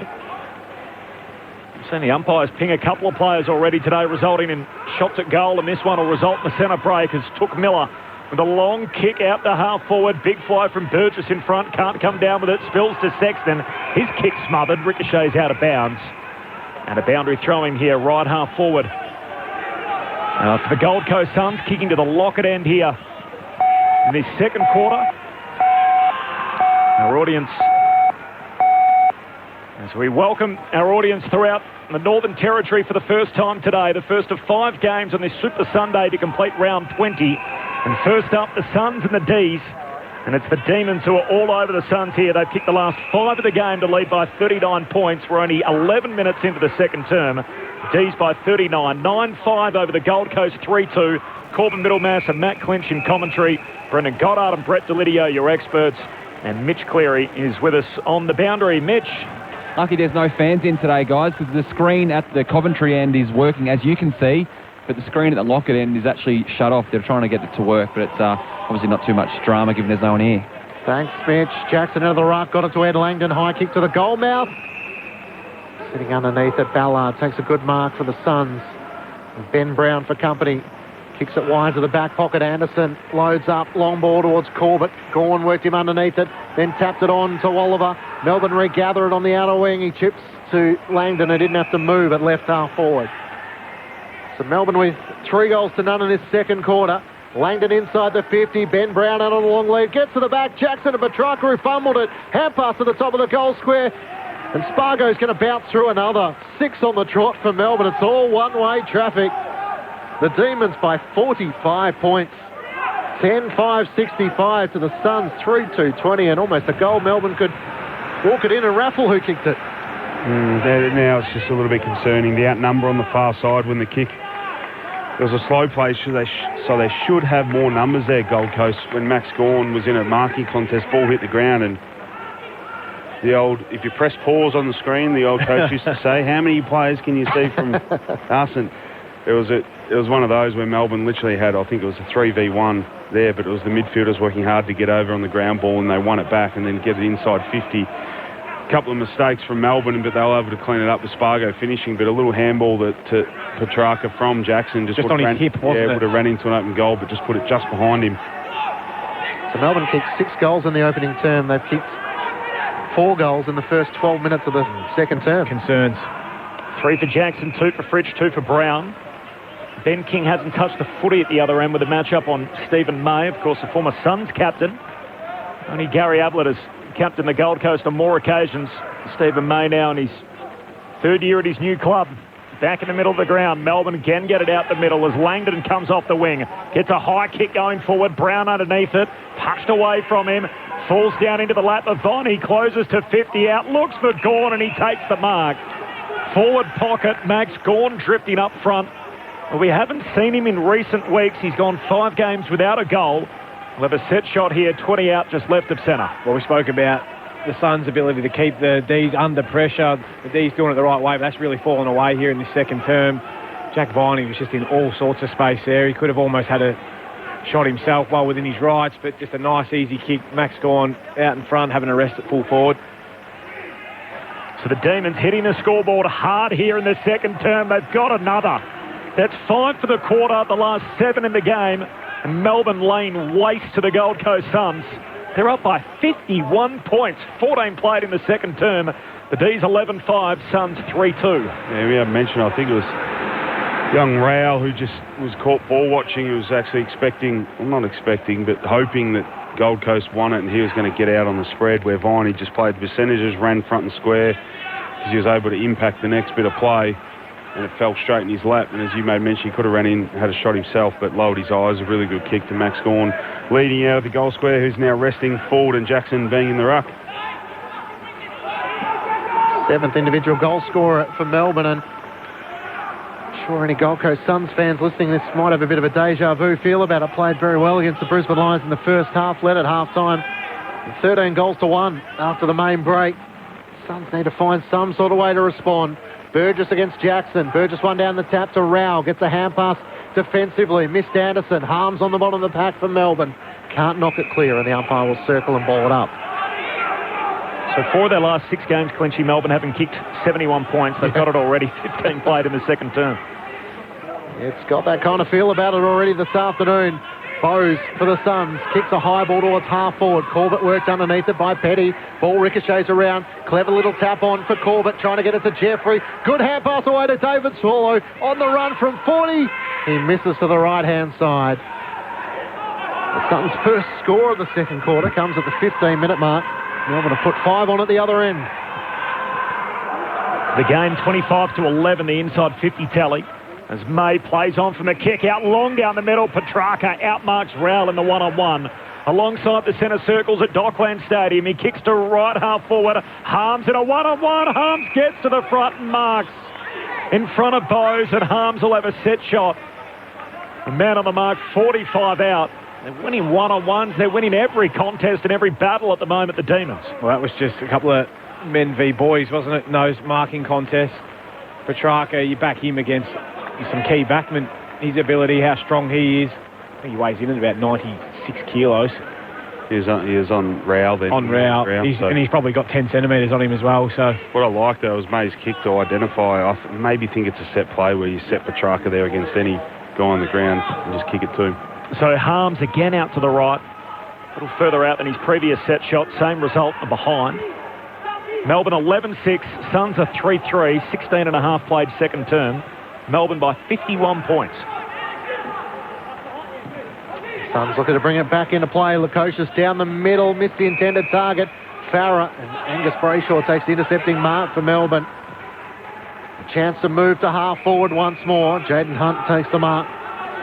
A long kick on the run, but he's inside the centre square here. Looks out to the far side of the ground. Out towards Tom McDonald. Could have almost got dragged down by Ballard. At the back, a chance still for the Demons. Viney trying to knock it on. Hunt on the behind line. Hand pass back to the top of the goal square. Lemons for the Suns. Quick hand pass out of the congestion. Turns it over though. Neil Bullen for Melbourne squares it back, and Jackson marks right on 50. Took a step and played on. So hand passes quickly to Hunt around the body towards Harms. Spoiled away by Farah. A chance for Oliver of Melbourne. Can't get a clean disposal away. And Alex Neil Bullen lays the tackle to lock the footy in. 45 metres out from the Demons' goal with Braden Fiorini on the bottom of the pack. Melbourne by 51. 17 minutes gone, second quarter. So Gawn and Burgess to do the ruck work. Half forward for the Demons. Gawn grabs it out of the ruck, kicks it very high. Straight up and down virtually on the same spot. Falls down into their lap of Swallow. Turns and kicks another high ball 10 metres back the other way. Again, it's punched away into the lap of Harms. Hand pass to Oliver. Hooks a kick back to the hot spot. Out to meet it is Lukosius. He's tackled by McDonald. Dispossessed. Lukosius whacks it on a second time. Now Hunt in the other direction. Attacks it. Puts the burners on. Closes inside 50. Hand pass to Pickett. Tackled as he kicked. And one bounce out of play in the forward pocket. A throw in right forward pocket for the D's. 51 points Melbourne's lead. We've got a couple of debutants out there today. Jack Bowie for the Demons. He's had 7 touches so far. And Joel Jeffrey, tough gig playing in the forward line for the Suns so far. Just the 1 touch. And a behind with his first touch. Couldn't join that elusive club. First kick, first goal. Burgess follows up his ruck work. Lays the tackle on Max Gawn. And rides him into the turf. Careful not to fall on his back. Melbourne in the right forward pocket. Gawn and Burgess once more. Oliver bumped off the ball and I think he was taken high. Similar position in which he kicked a goal to start things in the second quarter. This time he'll be a little bit closer. Only about 30 metres out, hard in the right forward pocket. Can he make it 2 from 2, Lids? Oh, good question. I think if this was me, I'd be going left foot snap from here, Beach. You? Nah, drop punt. I like that pocket. That's where we went in and out of the race, as you may mention the other day. Just last night. Always the last thing I did before I walked in was had a set shot right in front of that gate, almost where the camera was. Yeah, where that line meets the boundary. Yeah, no. So Clayton Oliver is going with the Brendan Goddard. The traditional drop punt, right forward pocket. This time starts it a bit more right and slams it into the right goal post to minor score. So 1 from 2. Maybe the banana was the way to go. Oh, no, 52 points, Melbourne's lead. Rolling around on the left. So Lukosius out to half-back on the kick-out. Brayshaw knocks it away from Fiorini. Out of play it goes. So another neutral ball situation for the Demons. Boundary throw in 70 out from their attacking goal. Mitch on the boundary. You mentioned that Melbourne flew up and back to Queensland yesterday without playing a game. Well, it's been a scramble for the Gold Coast Suns. Their normal runner not here today. It means their media manager has taken on the duties. Hope we don't have to organise a interview post-game. Maybe that's the best thing for us. He'll be out there the whole time ready to go. Here's Burgess from the boundary throw-in. Tumbles a kick down the wing for the Suns, but Bowie's there to chop it off for the Demons. Hand pass away to Viney. He slipped awkwardly, and now he's caught holding the ball as Rao rushes in to lay the tackle. And Viney seems to get up okay. Free kick for the number 1 pick. As Rao cuts in the middle of the ground, wanted Farah, spills the chest mark, puts the Suns under the pump. Hand pass back to Rao. Links up with his mate Anderson, the top 2 picks from last year, and he goes wide to Swallow, who marks just inside the boundary line. City wing, a 52-point lead for Melbourne, time on second quarter. The the Suns co-captain leading the way with Jared Witts out for the season. Short to McPherson. Centre wing on the outer side. Sends a high ball towards half forward. Suns haven't had it here on too many occasions. Spoiled away from Corbett. Ricochets into the middle of the ground. Neil Bullen tried to ride the tackle of Rao. Got a hand pass towards Petrarca, who feeds it back into the middle of the ground. Jaden Hunt over around the footy. Jeffrey onto it. Great work from the Suns Academy. Long towards the goal mouth. Lever racing back. Will get there just in front of the behind line. Chips it out to Ed Langdon, who marks in the right back pocket up against the boundary. Little kick off a step. Miss Salem. Has to try and scrap forward against Burgess, the bigger body. Burgess trying to see it out of play. He does well as it bounces off his boot and wide of Ed Langdon for a boundary throw-in. I think Gold Coast have just had their 4th inside 50 for the quarter after 22 minutes. If my stats are correct, Melbourne are on track for probably a world record in terms of forward 50 tackles. They've got 18 at the minute. Already? Wow. For the boundary throw-in, Gawn palms it down. Oliver, hand pass away to Langdon, shoots it out wide to Bowie. On debut, the teenager kicks down to right half forward. McDonald gets there on the hop, turns around, hurried kick forward. Farah inadvertently soccers it away. It turns out okay, though. Into the path of Collins. Along the boundary line, kicks it to Sharp, who marks for the Suns. Oh, he looks for Rao. He's outnumbered horribly. Oliver floats through, takes the intercept. D's out downhill. The 1-2 with Langdon and spots up Jackson, who marks centre half forward for the D's. Well, that would please Simon Goodwin, going about it the right way. When you're coming up against a lower-ranked team, and we know the Gold Coast struggles, you can easily think that it's going to be all one way and start to leave the contest earlier than you should, but that just proves that they've turned up with the right attitude. 18 tackles inside 50. I'm pretty sure. Let me check that again. You'd be pumped with that. That is next level stuff. Their tackles inside 50, 18-0. Kicked the last 2 of the opening term, and now Luke Jackson has 1 in the second. Gee, he's having a day out. That's 3 for Jackson already. And his odds in the rising star nom starting to be reeled in. 12-7-79 Melbourne, Gold Coast 3-3-21, 23 played in the second term, 4 for Jackson in fact. And they're compounding the issue, Gold Coast too, so that kick just inside the corridor was not on at any stage. I saw Rao sitting there with his hands up, and young Sharp looked inside, and before he kicked, I was like, please don't try and hit that, it's not on. Try to hit it, and of course, once you turn it over there, the likelihood of the opposition getting a shot on goal are really high, particularly if it's a fast play, and that's exactly what happened. So pressure's really good. Melbourne's doing a lot right, but it's fair to say that Gold Coast have just slipped away dramatically again, just can't sustain that effort, intensity around the footy, losing one-on-ones, getting outnumbered around the contest, all the little things that add up. Brendan Goddard with you on ABC Sport. This bounce is going to be recalled. So Luke Jackson, who had 9 goals for the season coming into this match, has got a career best 4 before half-time. He's in the ruck here, competing against Smith. A textbook tap down to Viney, who's almost run down. Did well to break the tackle of Fiorini. Toot Miller onto it for the Suns. Gets the hand pass to Anderson. He sends a high ball towards half forward. Jeffrey will fly against Lever. Lever with a decisive fist towards the boundary line. Ainsworth gathers just inside. Good tackle, Salem. Got the hand pass though away to Rao. Works it to Miller and now back to Anderson at right half forward. 55 metres out. Lays the pass looking for Corbett. Punched away by Petty. Here's a chance for Ben King. First touch of the footy. Gets it to Ainsworth. Kicks inside the 50. Fiorini had it spoiled away. And Viney got it on to Oliver to Pickett. Here go the D's through the middle of the ground. Half pass behind Hunt though. Has to try and re-win it. Can't gather it. Tom McDonald had it knocked away from Fiorini. He'll get a second go at it. Kicks a high ball towards 50. Backpedaling Fritsch. Marks right on 50. Brown has space. Has to get it over Collins. Can't do so. Lunging at full stretch. Sam Collins takes the defensive mark for the Suns. That's really lazy by Fritsch there. All you have to do is get back off the mark. Give yourself more time. You had so. Anderson's kick is a turnover as well. McDonald with the intercept mark. Hand pass away to Brown. Off balanced as he kicks. Puts it out on the full. Oh, there's a turn. Two opportunities gone begging for Melbourne. Again, Frisch being lazy, just not getting off the man of the mark and putting it to Brown's advantage. And Brown had, I think it was Spargo running past. He would run into an open goal and decided to do the old U-turn and snap it on his right foot, so that may get brought up during the week. Melbourne by 58 as Collins takes the free, kicks to the city wing. Rowell, hand pass away to Miller. He goes wide. Wanted Corbett. Stumped out of play by Petty and a boundary throw in city wing at Docklands. So they kicked the first 3 of the game, Melbourne. The Suns kicked 3 of the next 4 to get themselves right back in it. And from that point on, it's been 8 straight goals for the Demons. Luke Jackson's kicked 4 of those. Competing in the ruck here. Zach Smith worked him underneath it. Kicked it straight to the loose man in defence, Jake Lever. Looks out towards Spargo, who juggles the mark on the AFL logo broadcast wing. Melbourne by 58 points.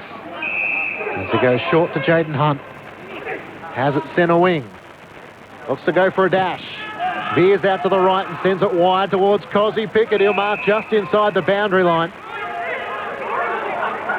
Frustration from the Suns as the mark was just inside the field of play. It seemed like it was going out. Pickett's trying to poke a kick into the pocket and he misses everything out of bounds on the full.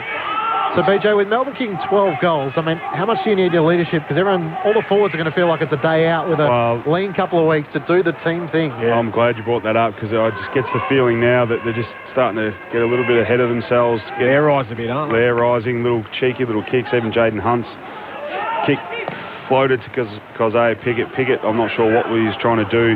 Ben Brown not giving the handball before, which would have been a certain goal for Melbourne. There's a number of things that Simon Gooden wouldn't be liking at the minute. Suns have worked it up towards the high half forward, but it's out of play. Jeffrey and Bowie seen it over, the 2 lads on debut, so a boundary throw in 70 out from the Suns goal. For us who, I mean, we're not a visual medium, but it feels like this commentary team talks a lot about haircuts. Joel Jeffrey has gone with the sort of Nathan Carroll type look where it's all the shaved across the front. Ahead of his time, Nathan Carroll. And he's got very long at the back and dyed blonde. So that's one hell of a statement on debut from the boundary throw-in.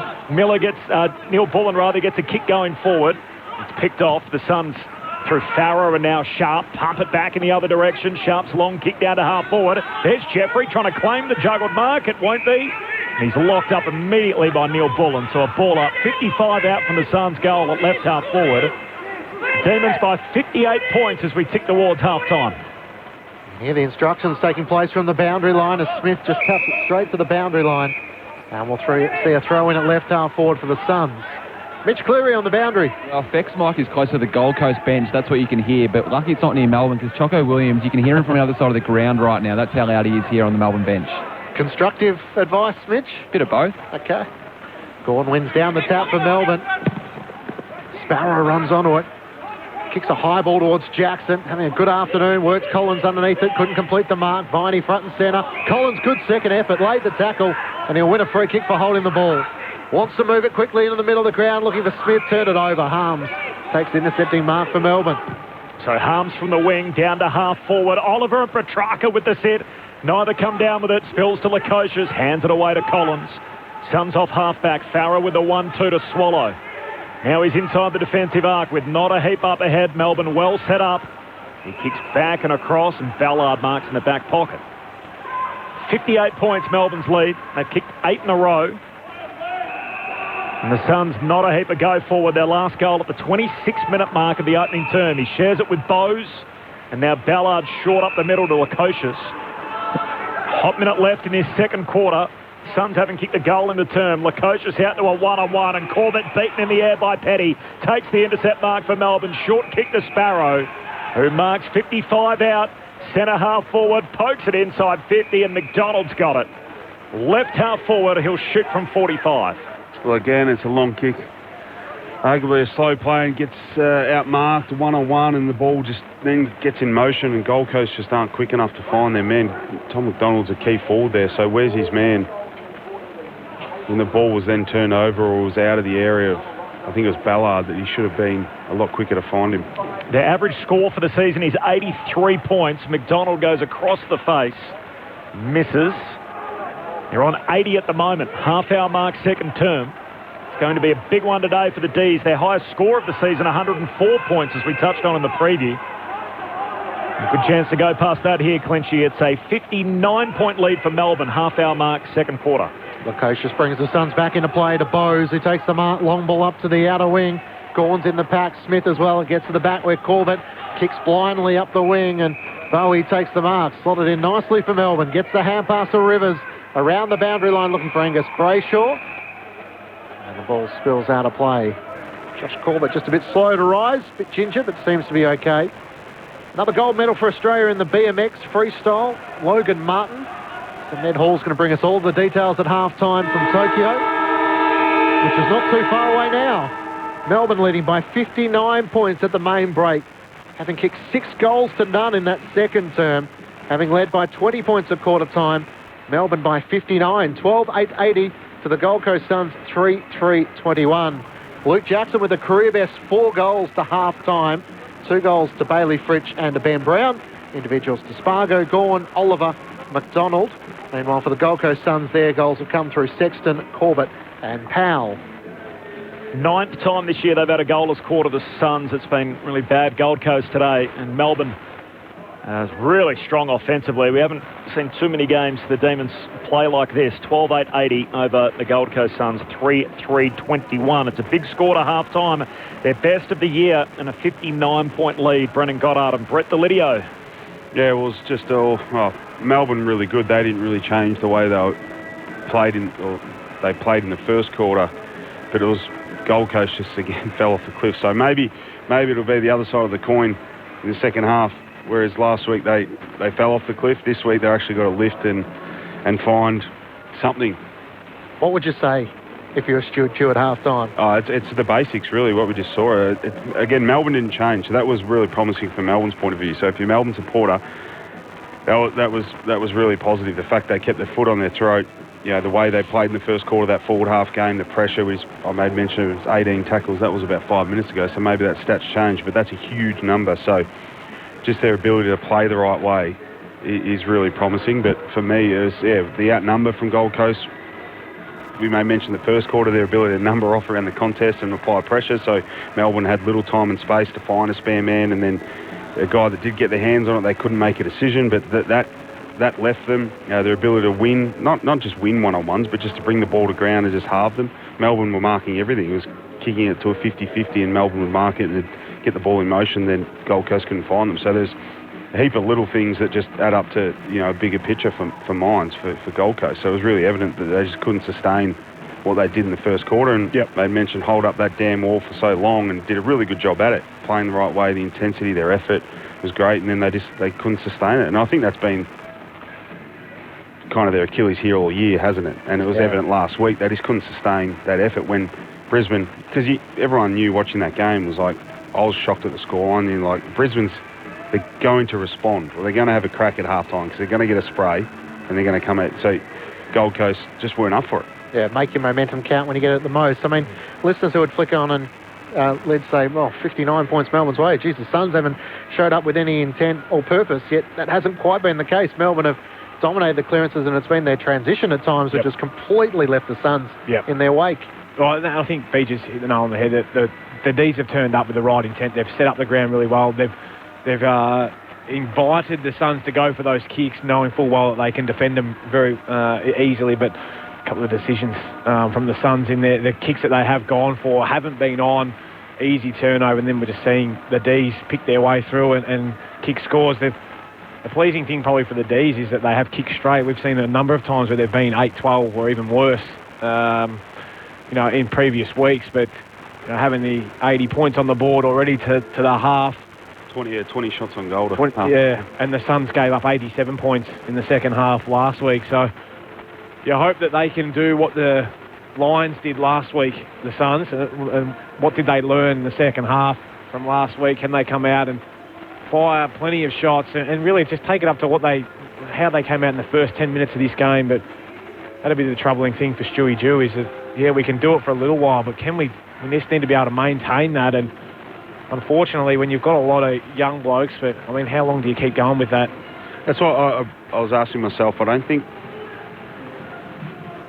I think for them, even reviewing it, looking ahead, just so they lose this game, but it's almost like this show the first quarter and the second and get them to understand, and not to saying this hasn't happened, but it's almost like they don't know why they played better in the first quarter, and then what the players are thinking and focusing on. Because I'm sure Stuart Drew standing up there and said, our pressure is really good, but then for the players to understand what that looks like and how they're doing it, more about the how than the So why. Is that how they're reviewing it then, would you say? Yeah, I just said it's not ingrained and they don't quite understand how to stay competitive in a sense. Yeah. And the little things to focus on rather than thinking about scoring. Scoring and the bigger things, and we've missed a few kicks and that's why we're not winning, but it's not. Don't let that enter into their conversation. Yeah, it's more about the little things, boys. It's the effort intensity, it's the method around the contest. Yep. And when I say method, I mean that numbering off and not getting sucked into 2v1s and allowing the exit with hands around, stop all those little things. That's why we're staying competitive, and that'll keep us in games, as opposed to our foot skills are really poor today, and that's not. That's almost been the discussion at Carlton, hasn't it? That let's build the defence first, and at least we can stop teams from scoring, and then learn how to score. Yeah. So and they've compounded the issue as well by, like you said, Lids, Melbourne almost inviting that 45, but they knew they've set up the ground really well. But there's a number of times where I think we've both felt as players, it's like that's not really on. You could see the guy wanting to kick it there, and you're just like, no, it's not on. Don't go there. They still go there.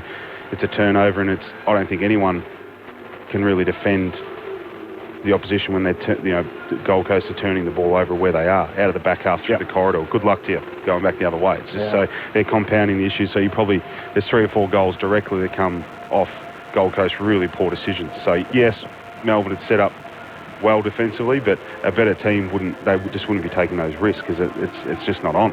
And yet it's almost the perfect storm for Simon Goodwin. His forwards have been out of confidence. They didn't have a great percentage. There's a chance to fix both of them this afternoon with Luke Jackson kicking 4, Ben Brown with a couple, Bailey Fritsch with a couple. Their percentage for forwards this afternoon was 124, chasing the Bulldogs, of course, who are in the 140s, and Geelong in the 130s, 132. Already they're up to 128 percentage points, so there's a chance to really cash in this afternoon if they can play with the same intent in the second half. Right attitude, I think that's going to be the key. And we saw Jake Lever grab them all just before they went into the room, so you don't have to be Einstein to work out probably what that discussion was about. But I think the key will be their forwards. Let's continue to play unselfishly and tackle and chase and get those. Let's get another 18 inside forward 50 tackles if we can, and reward each other for doing the right thing versus trying to fill our boots and come away with the game from with 5 or 6. And all the areas they've been down, they've been up in today. So accuracy's been poor. They've kicked 12-8 so far today. Scoring's been down. They've got 80 points at half-time. Clearances have been poor in the last 6 weeks. They're winning that 24-13, and the centre bounce breaks 9-5. And you put all that together with the fact that they've had 34 inside 50s to 14 against the Gold Coast Suns. It's been one-way traffic, 8 straight for the Demons in the game. They lead by 59 at the half. On ABC Radio and ABC Sport Digital, there's more gold medals in Tokyo in the 4x100 metres medley relay and also in the BMX freestyle. Ned Hall's along to tell you all about it next. But first, let's get the latest news headlines. David Rowlands with the latest ABC News. New South Wales has recorded 239 new locally acquired COVID cases in the 24 hours to 8 o'clock last night, the equal highest number of daily cases since the pandemic began. The source of more than half of the new infections is still under investigation. At least 61 people were in the community for all or part of their infectious period. Meanwhile, authorities have confirmed a COVID outbreak in an aged care facility at Summer Hill in Sydney's inner west. 9 residents have tested positive. New South Wales Health says some residents were not vaccinated. There are another 9 community COVID cases connected to Brisbane's Indooroopilly State High School cluster. 11 local government areas in southeast Queensland are in lockdown until at least Tuesday. Thousands of students, staff and families from several Brisbane schools are in quarantine. Victoria has recorded 4 new local COVID-19 cases, which have all been linked to known outbreaks. The Health Department says all of the cases were in quarantine throughout their infectious period. And a severe weather warning has been issued for Perth and the southwest, as damaging conditions are expected to continue today. The warning is in place for the Perth metropolitan area, Great Southern, Southwest, Lower Southwest and the Midwest Gascoyne. Residents are urged to take action as damaging wind gusts of up to 110 kilometres per hour could cause damage to homes and properties. ABC News. For the latest sports results and stories from around the globe and at home, check out ABC Sport on our social pages. Just search ABC Sport wherever you scroll. The 2021 AFL Premiership season on ABC Radio and on ABC Sport Digital. Seamless transition for Melbourne regardless. He kicks to Petrarca. He marks it right half forward. Options are plenty. Ben Brown all on his own in the corridor. He'll take the mark. 60 goals on 3 occasions, Ben Brown. Had to wait a long time to get back into the Melbourne side. And he's now kicked 2 goals in this match. Langdon inside the 50. Ben Brown out on a long lead. Gets to the back. Jackson to Petrarca who fumbled it. Hand pass to the top of the goal square. And Spargo's going to bounce through another. The 2021 AFL Premiership season on ABC Radio and on ABC Sport Digital. They kicked 6 unanswered goals, Melbourne, in that second term. They've kicked the last 8 of the game. It's the first of 5 games on this Super Sunday of AFL footy with 2 games rescheduled that were meant for yesterday. So there's a double-header at Docklands today. It is Melbourne and Gold Coast now. Later today, it'll be GWS and Port Adelaide. We'll be back to call that fixture. In between, at the MCG, Essendon will play Sydney. There's a game down at York Park in Launceston. We'll take you there in about half an hour's time. So that's our audience throughout ABC Tasmania and Queensland News Radio. You're off to the Lions and the Hawks. And for everyone in WA, of course, you'll be getting the game between Fremantle and Richmond over at Perth Stadium. Plenty happening over in Tokyo. More gold medals for the Aussies. Ned Hall to bring us up to date with the latest. Ned. Corby, it's already been Australia's best ever day at an Olympic Games. There'll be 4 gold medals today. That's including Matt Wern's laser class sailing gold medal, which is in the bag. He gets in the water in about 2 hours' time from now, but that gold is assured. And it's been added to most recently by Logan Martin, taking out gold in the BMX freestyle. He'd qualified best for the final, and his first run was enough to secure him the gold medal. Went out in his second run, tried even more outrageous tricks, didn't quite pull them off, but he was assured of the gold by that stage already. So that's another gold for Australia to add to 2 more from the final day in the pool. And it's crowned an incredible Olympics for Emma McKeon. She took out the gold in the 50 metres freestyle. Her 3rd swim in the event and her 3rd Olympic record. She dipped under 24 seconds for the first time ever in an Olympic Games. And she backed up shortly afterwards as well to swim for Australia in the 4x100 medley relay and help the team through to gold there. Kate Campbell swimming the closing leg and just touching out the Americans in that competition there. So it has been a phenomenal Olympic Games for Australia in the pool, and notably for Emma McKeon. She now becomes only the 2nd female competitor ever to take away 7 medals from one Olympic Games, and that's Maria Gorokovskaya, who took the 7 medals in the 1952 Olympics in gymnastics, 2 golds and 5 silver for her. She's also outright Australians' best ever Olympian now in terms of taking 11 medals, moving beyond Ian Thorpe and Liesl Jones, who had a total of 9 medals. And incredible performance by Emma McKeon. Incidentally, she stands at 11th place overall on the overall medal total, just behind New Zealand and just ahead of Germany. So it's been quite a performance by her. Plenty of people saying she should be allowed to stay on and be the flag bearer at the closing ceremony, because the swimmers are due to leave Tokyo now that their work is done in the pool. But it's been a great Olympic Games for the swimmers. Elsewhere from earlier on today as well, we saw Natalia Diem in the BMX freestyle come in 5th position there. Good news for Genevieve Gregson, who has qualified for the final in the 3,000 metre steeplechase. It was Georgia Winkup and Amy Cashin didn't quite make it through in that one. Brooke Strands qualified for the final in the women's long jump with a jump of 6 metres 60, and Steve Solomon ran a personal best to get into the semi-finals of the men's 400 metres in the athletics as well. The Kookaburras are playing against against Netherlands at the moment in the second quarter. They're leading by a goal to nil, and in the golf, it's the final round. Xander Schauffele is extending his lead at the top of the leaderboard. The American is 17 under par, 3 shots clear of the field. Paul Casey of Great Britain in second on 14 under par. Rory Sabatini of Slovakia is in joint 3rd place, with Cam Smith in joint 10th place at 11 under par, 2 under par for the day, but 6 shots off the overall leader now. And one other piece of Olympic news to tell you about as well. Simone Biles has withdrawn from Monday's floor final in the gymnastics, still yet to make a decision on whether or not she competes in the beam final later on this week. So Simone Biles has confirmed that today. And just one final bit of information for you as well. With Australia now running at 14 golds for this Olympic Games, that moves it up to be level with the Beijing Olympics, where they took 14 gold medals. Only have they won more in Sydney in 2016 golds and Athens in 2004, 17 gold medals. Both those now very much within touching distance. A phenomenal day, Ned. Appreciate the update. Congratulations to Kaylee McEwen and Emma McKeon, as she touched on, Kate Campbell, and our women's 4x100 metres medley relay team, another gold medal.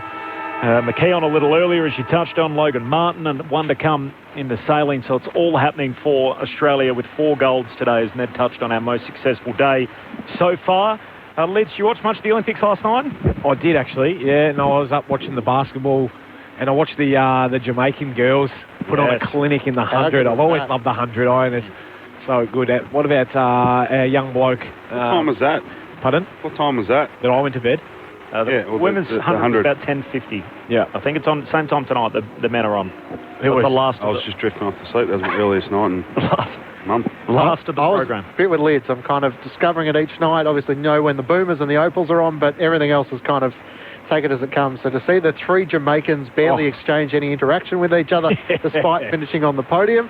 And then Rowan Browning, who I didn't even know we had an Australian racing until he ran to his heat, and then went, goodness me, let's start researching you. We're on board. And his post-race interview was outstanding. So abc.net.au/sport, our online team, keeping you right across it. I click on that every day to keep updated. But apart from that, love finding it out, as we all do, as it unfolds. There's something special about the 100 dash. And to have an Aussie featuring there was certainly something special last night. So good luck to Rowan tonight. He's on, I think his heats at his semi-finals at about just after 8:30, and then if he makes it through to the final, it'll be 10 to 11 Eastern tonight for the 100 final. Gloss over something Mitch said. The media manager is doing the running today for the Gold Coast Suns.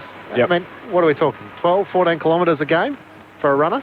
No, less, you reckon? No, not now. Not anymore. It used to be when they were out there all the time. They would have been. It was minimum 10, I think, when they were out there all the time. Yeah. Now, they're on and off pretty quick. They go into the centre, maybe to the back line. They don't go to the forwards too much. 6 or 7 these days. Okay. Now with not as much as I thought. Yeah, well, they can't get on the ground anymore. Yeah. So prior to that, still want to make sure that you know you can get the journey, don't you? You don't want to be the fill-in runner who breaks down and all of a sudden... Yeah. Mate, we used to have the Dom, Wayne Johnson. He was our runner for a few years. He'd come out late in the game and he'd just be like, yep, good work. And he'd be like, what else, Dom? It's a pretty important role because you're obviously relaying a message on from the coaches. So it's got to be the right terminology. You've got to understand it. So you run out, you've got to understand the game plan. So that's why it'd be difficult for a media manager's not sitting in the meetings and knowing the game plan. It's like 3 minutes to go, run out there and tell them they could have any word for it. Could be, red time generally, but they could, and he's like, okay, you don't even know what that means, and runs out or put a +1 behind the ball, like all this footy lingo probably just going straight over his head. So he'd have I'm tipping he's got a piece of paper which is exactly what he's got to say to each player or a group of players. Just adds to the bizarre events over the last couple of days. But anyway. M from Melbourne off the SMS. Hi team, good play by Melbourne today. Would have been good to see this type of play against the Bulldogs last week. Not quite sure about Melbourne They're only playing the Gold Coast today. Tim from Wodonga, I had to do a double take. Is that a full-time score? Only half-time. Where did Melbourne's scoring avalanche come from? Tim and Wodonga. I hope Beej and Lids were able to explain some of that for you. And Bill, off the SMS, how may the Hawks play today, given that's all that's happened during the week, obviously, with the official announcement that Alistair Clarkson will be departing at season's end and Sam Mitchell will be the full-time senior coach from round 1 next year? Well, I think it's a little bit player-driven, wasn't it, from what I'm reading? That What, reading or what you know? You spend a little bit of time... Oh, yeah, I've got real inside knowledge. Hey? Yeah, they all text me straight away and ring me and let me know. Is Newey still there? Newey's still there, yeah. You're good friends with Newey, aren't you? Best mates. There you go. Look, no, I think... No, everyone read the actual article that it said Ben McAvoy and the leadership group said, righto, everyone can see that this isn't working and let's try and do what's best for the whole situation. And Clarko said, yep, righto, that's my time then, obviously, to step away at the end of the year. And the good thing is he's still got 4 games left to finish out the year and get celebrated for the fantastic coach he has been. So therefore that would back up, say, Caro's comments about there being a risk. She was right. Yeah, she was right. Yeah. So it's interesting. Does that prove, Lids, that going forward, Beach going forward, that we shouldn't necessarily just take clubs at their word with we very good know you journalists? should anyway. When have we? We understand that as players. But it's a difficult situation, so... Yeah, it's a weird one. We discussed it on the way in, Clinch. It could have been a couple of scenarios where it literally just broke down in the last 3 or 4 days and it became unattainable, that relationship and the succession plan, that they had to make a decision. You just may mention the players, the board doing it. So, interesting, very interesting. You'd love just to be a fly on the wall, wouldn't you? I was asking Beach on the car trip in, Colby, as a straight shooter himself, did they just lie to us or did the decisions change along the way?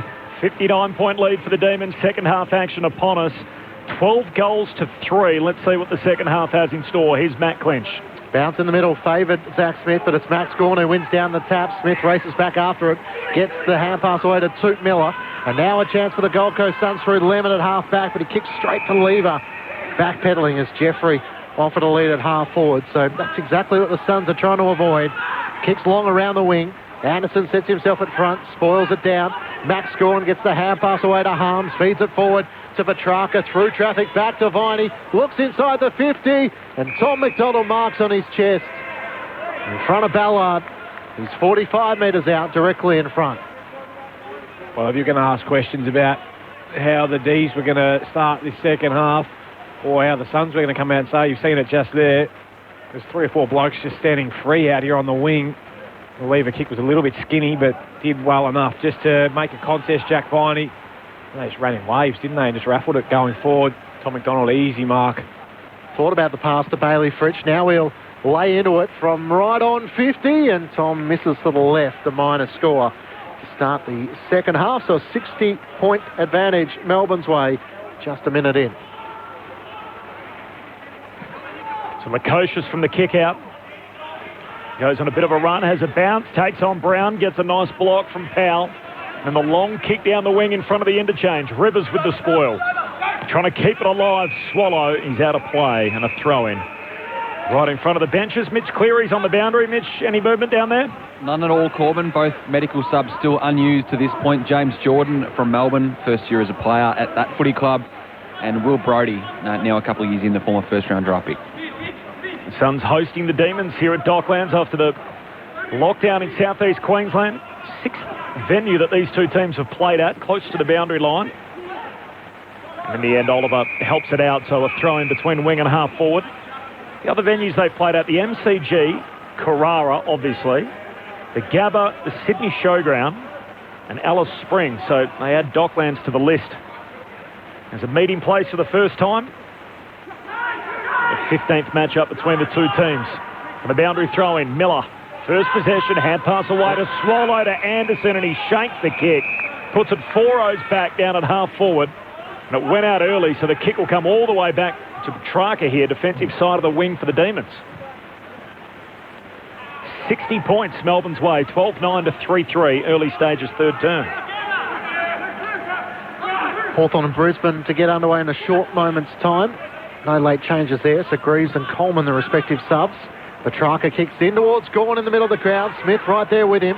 Front and centre, Neil Bullen gathers for Melbourne. Hand pass along the turf towards McDonald. Trying to feed it to Cozzy Pickett. Smith in there trying to scrap for it. Lemons wins the footy. He's tackled, trying to work it to Ballard. The umpire will ball it up right on 50 from Melbourne's goal. They'll lock it in. Quickly tossed in the air. Smith rises, wins down the tap to McPherson. Off the outside of the boot, kicks towards the boundary line. Oliver will get there first. Hand pass to Harms from Melbourne. A fend off on David Swallow. Got his way through traffic past Flanders. Hand pass to Neil Bullen. Kicks into the pocket looking for Brown. But in front, Lemons takes the mark for the Suns. Melbourne by 60 points. Game 111 for Sean Lemons. One of 15 players in the Suns' history to reach triple figures. There's a free kick here as Ben King has his jumper tugged and he's going to get a free in the wrestle with Lever. In fact, it's going to be Burgess' free kick. King thought it was his. He hands the footy to Burgess. He's hoping. He had today, just the one hand pass. As the Suns work it forward through Lemons, it's not a great kick. Turns it straight over and Petty, the intercept mark on the wing. Kicks to Cozzy Pickett in the middle of the ground. Hand pass to Salem, linking it over the top to Viney. Back to Pickett, inside 50. Melbourne on the burst and Cozzy finishes. Bounces it through on the goal line. That is Melbourne at their brilliant best. Great ball movement from half back into the middle of the ground. Once the footy was in the hands of Cozzy Pickett, you know it was going to end only one way. So he joins the list of goal scorers for Melbourne, and the margin is out to 66 points at the 4-minute mark of the third term. 13-9-87 to the Suns 3-3-21. Well, again, it's just a really poor decision from Gold Coast by foot. There was a 1v3 down the line here, so you could argue that their forwards haven't done a good enough job to create an option down the line. King got stuck. King was caught up the ground. It said hoping that it was his free kick as well as it was Burgess, so he's got to work back harder, but the rest of the team have to notice that he's not there and to get across and just outnumber. And then they got the ball in motion, creating overlap handball, which is the wrong decision because all Lemons did was run into trouble and then forced to dump it. And then once the turnover came, they were just exposed to the middle of the ground because he can't defend it again. 11 goals the margin. Gawn grabs it out of the ruck, dumps a kick inside the forward 50. Brown runs underneath it. He got a shove, set the umpire right on the spot. Collins can't believe it. Brown went diving forward, and Ben Brown will get the free kick 25 out straight in front. This has got a little bit of captain's run. Train, you know, you feel good stuff before your ball movement, you really work on that. And that last goal was just kick to Viney, flick it off to Cozzy Pickett, allowed him to run into an open goal. Straight out of the middle here, Ben Brown going his third, I think, isn't he? In he comes, the long run up, the finish from straight in front, through it goes, and this is a rout. 72 points, 6 played in the third term, and more of the same from the D's here after half-time. 14-9-93, Gold Coast 3-3-21. Their last goal came time on in the opening quarter. They've now travelled 6 in the third. Well, it was a little bit, I thought you were going to say it's a little bit of staging for a free kick there from Benny Brown. Oh, no, you like that. No, I'm... Like it? No. I thought I got proven right after making a few of those comments. I know, you're aware of it. I'm not aware of it. I don't notice that sort of stuff. You've been critical of Ben in the past, though, Beach? Well, I haven't. Well, I said I got proven to be right. I got criticised at the time when saying it, and all of a sudden he continued to do it and then became an issue.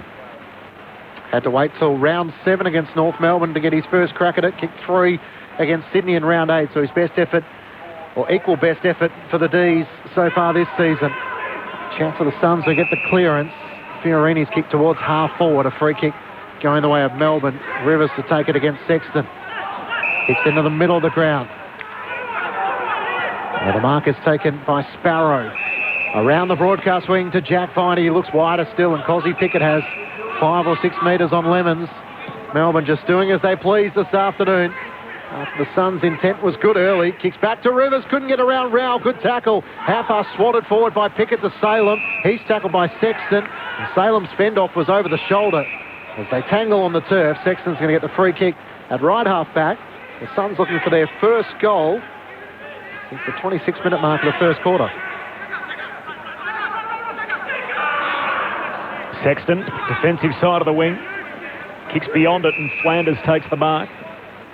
Between wing and half forward, Suns to the Coventry end of the ground in this third term. He goes very short to Miller. Took Miller coming up for possession 20. Currently 7th in the ABC Footballer of the Year with 19 votes. Kicks to a pack in the pocket. Corbett flies, spills down to May. Hooks a kick out to half-back, and there's Brown marking in front of his opposite number, which we can't say too often, the 2 number 50s. In front of Farah, comes out wide with a kick to Rivers. Pokes his pass along the boundary line to Pickett. Nice build-up from the Demons, hugging the boundary line with a kick to Petrarca. Hangs it inside the boundary line. Great centering pass to McDonald. And Tom McDonald marks 30 out, left half forward. And clean ball movement from the D's as they work it end-to-end, and now it results in another set shot. No, again, just way too easy. It was a good contested mark by Brown, but that was a slow play then. And Melbourne players, Keziah Pickett getting goal side of Lemons, and then Petrarca goal side. You can't let that happen. So Tom McDonald moves in to make it 11 in a row. He hits the post. Halfway up, minor score. So the Demons are 14-10-94. The Gold Coast 3-3-21. It's 73 points Melbourne's way. 9 played in the third. 1 goal, 2 for Tom McDonald so far. He's the man who hasn't quite joined the party yet. As the Suns bring the ball back into play through Powell. Into the back pocket to Bowes, and now to Farah. His problem in the right back pocket. The Suns hemmed inside the defensive 50. Back to Bowes, who's going to switch play across the defensive goal mouth at the Lockett end. Sam Collins takes the mark. He comes inboard to Powell. They haven't gone anywhere. They're still 20 metres out from the defensive goal. Now through the middle looking for Rao. Petrarca sported away from Melbourne. Wins it back on half forward. Hand pass to Salem. Kicks inside the 50. McDonald could have taken it. Harm spoiled it, and he dropped the mark in the end. Still a chance for Farah for the Suns. Got it to Collins through traffic. Hand pass too sharp for Rao. Trying to get it to Fiorini. Run down by Tom McDonald. As Rao lays the tackle on Harms, and the footy is stuck underneath those two. Back at Sparrow on the bottom of the pack, and the umpire will throw it up just short of half forward for Melbourne. They lead by 73. He's been the unused sub the last 3 weeks. Tom Sparrow gets a full game in here as Harms got it down from Jackson, gives it back to Jackson on the run, kicks goalward on the behind line. Ballard knocks it away close to the boundary line back pocket for the Suns. Bowes sees it out, so boundary throw-in. 20 around from Melbourne's attacking goal. Our audience throughout Tasmania and News Radio in Queensland, you're off shortly to the Hawks and the Lions. For everyone else, we're all splitting in different directions throughout the day. In WA, you'll get the game between Fremantle and Richmond. For the rest of the country, it's Essendon and Sydney, our next stop at the MCG from the boundary throw-in. Suns work it out. Rao gets a clearing kick out of defensive 50. May competes on the wing. Spills down towards Hunt. Short kick to Sparrow. Loops a hand pass over to Harms. His hand pass reaches Petrarca. His hand pass picked off. Swallow at centre half back for the Suns. Kicks into open space on the wing, and a nice courageous mark. Farah running back with the flight. Marks in front of Petty. Gives the hand pass wide to Anderson. Feeds it up to Corbett on the wing. Can chip it over the top to Swallow. It's spoiled away from him by Jaden Hunt and over the boundary line. So how can the Suns try and just get anything going at the moment? Because they can't get really past halfway. Can't attack their 50 with all that much purpose. And their turnovers are proving so costly. Good question. 9-1 inside 50s Melbourne's way in this third term. I'll give some time to think about it, Lids. It's not an easy answer. They could start with winning the stoppages just to get ground position. That'll help them if they're good enough defensively just to lock it in, then get a restart. That'll slow down the momentum of Melbourne and then stop those turnovers that they're costing themselves with through the middle of the ground. Burgess trying to feed a hand pass to Anderson at right half forward. Flanders inside the 50 off the outside of the boot. It'll just bounce in the field of play wide of May and Ben King, and a boundary throw in. Mitch Cleary on the boundary. Interesting to note that Mark Evans, the Chief Executive Officer of the Gold Coast Suns, is sitting in the box today. He will have a decision to make on Stuart Dew's future in coming months. He falls out of contract end of 22, but they won't want him to go into next year without a new deal. My read on that one. For the boundary throw in, Oliver, first possession, gets a kick out of the defensive 50. Spills to Bowes. He's tackled hard by Jackson. Ball slips away to Sexton. Hand pass to Miller. Puts it back inside 50. Lever underneath it. Had a fair piece of it. No mark. Spills to King. Hand pass out to Swallow. He gives it to Corbett. Corbett kicks goal, it won't score. Marked on the behind line. Langdon comes up with it for the Demons. Long kick out to half-back, just trying to clear the defensive 50. Melbourne running with numbers. A kind bounce for Spargo. Hand pass to Pickett. Flares it out wide by hand to McDonald. Not a heap up ahead. McDonald cuts back to the corridor. There's Petrarca. Takes the mark in the centre square for the D's. Gawn's pushed to full forward. He goes shorter than that towards Cozzy. Pickett at right half forward. Runs onto the loose kick. Spies the kick inside 50. Gawn on the lead. Had it spoiled away by Ballard. Gawn shoves him over the boundary line for a throw-in the right forward pocket. Oh, he's going to get a free. He is. So Max Gawn is going to get the free kick there. He'll be up against the fence. Trying to work out, I think it came off Ballard's boot and out on the full. So a fortunate free kick for Max Gawn. He's kicked a goal already in the second term. Things are going that well for Melbourne today. I'll put it past him. And he's going to wish there was a crowd behind him when he just kind of sticks the arm up in the air. And looking to become the fourth multiple goal scorer. He's going to go to the banana. Max Gawn, don't tell me! He stands on the boundary line in front of an empty crowd with his hands on his hips and says, righto boys, come and celebrate with me. Oh, that's putting everyone to shame if a ruckman can do that. Max Gawn with one from the top shelf. And Melbourne are having a day out. They lead by 79 points. They've kicked the last 11 goals. 15-10, 100 to the Gold Coast Suns 3-3-21. If Max is kicking goals like that, wake me up. We must be all dreaming. That was a great finish from the big fella, wasn't it? I just love it when you crystal ball some things, Beach. As you said, the Melbourne are going that well. This will probably go through and actually went straight through, right through the like middle. That's a fantastic snap from out there from the big fella. But then he realises, like, damn, I've got no one to celebrate with here. Yeah, pat myself on the back. First time since round 7 Melbourne have kicked 100 points, and we're only 15 minutes into the third term. A long way to go yet. Out of the middle, Viney kicks down to half forward for the Demons. Punched away by Ballard. Still at centre half forward for the D's. Here's Oliver, gets a hand pass out to Sparrow. Sparrow feints to hand pass, shoots goalward, off balance, misses to the right. Behind, so it's 80 points Melbourne's way. Since the 26-minute mark of the opening term, Quenchy, which was the Suns' last goal, the Demons have kicked 11-9-75. The Suns, 1 point. Yep, it's been hard work for the Gold Coast Suns. Lukosius out of defence, up towards Ben King, who had it spoiled away by Jackson and over the boundary line. So just the one disposal for Ben King this afternoon, the young Suns spearhead. Stephen May wanting to be like a goalkeeper, a big clean sheet. Yep. Nah, you're not getting a sniff at all today, big fella. Thrown back into play on half forward for the D's. Jackson with a career best 4 goals, taps it down.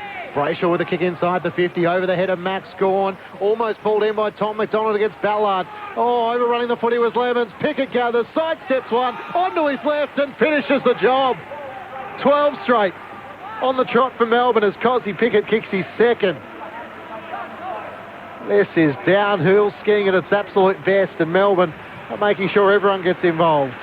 86 points, the Demons lead. 16-11, 107 to the Suns, 3-3-21. Did you watch that game when Melbourne got absolutely pants by Geelong down there, that record score they kicked? I remember watching it just because it was, you couldn't look away.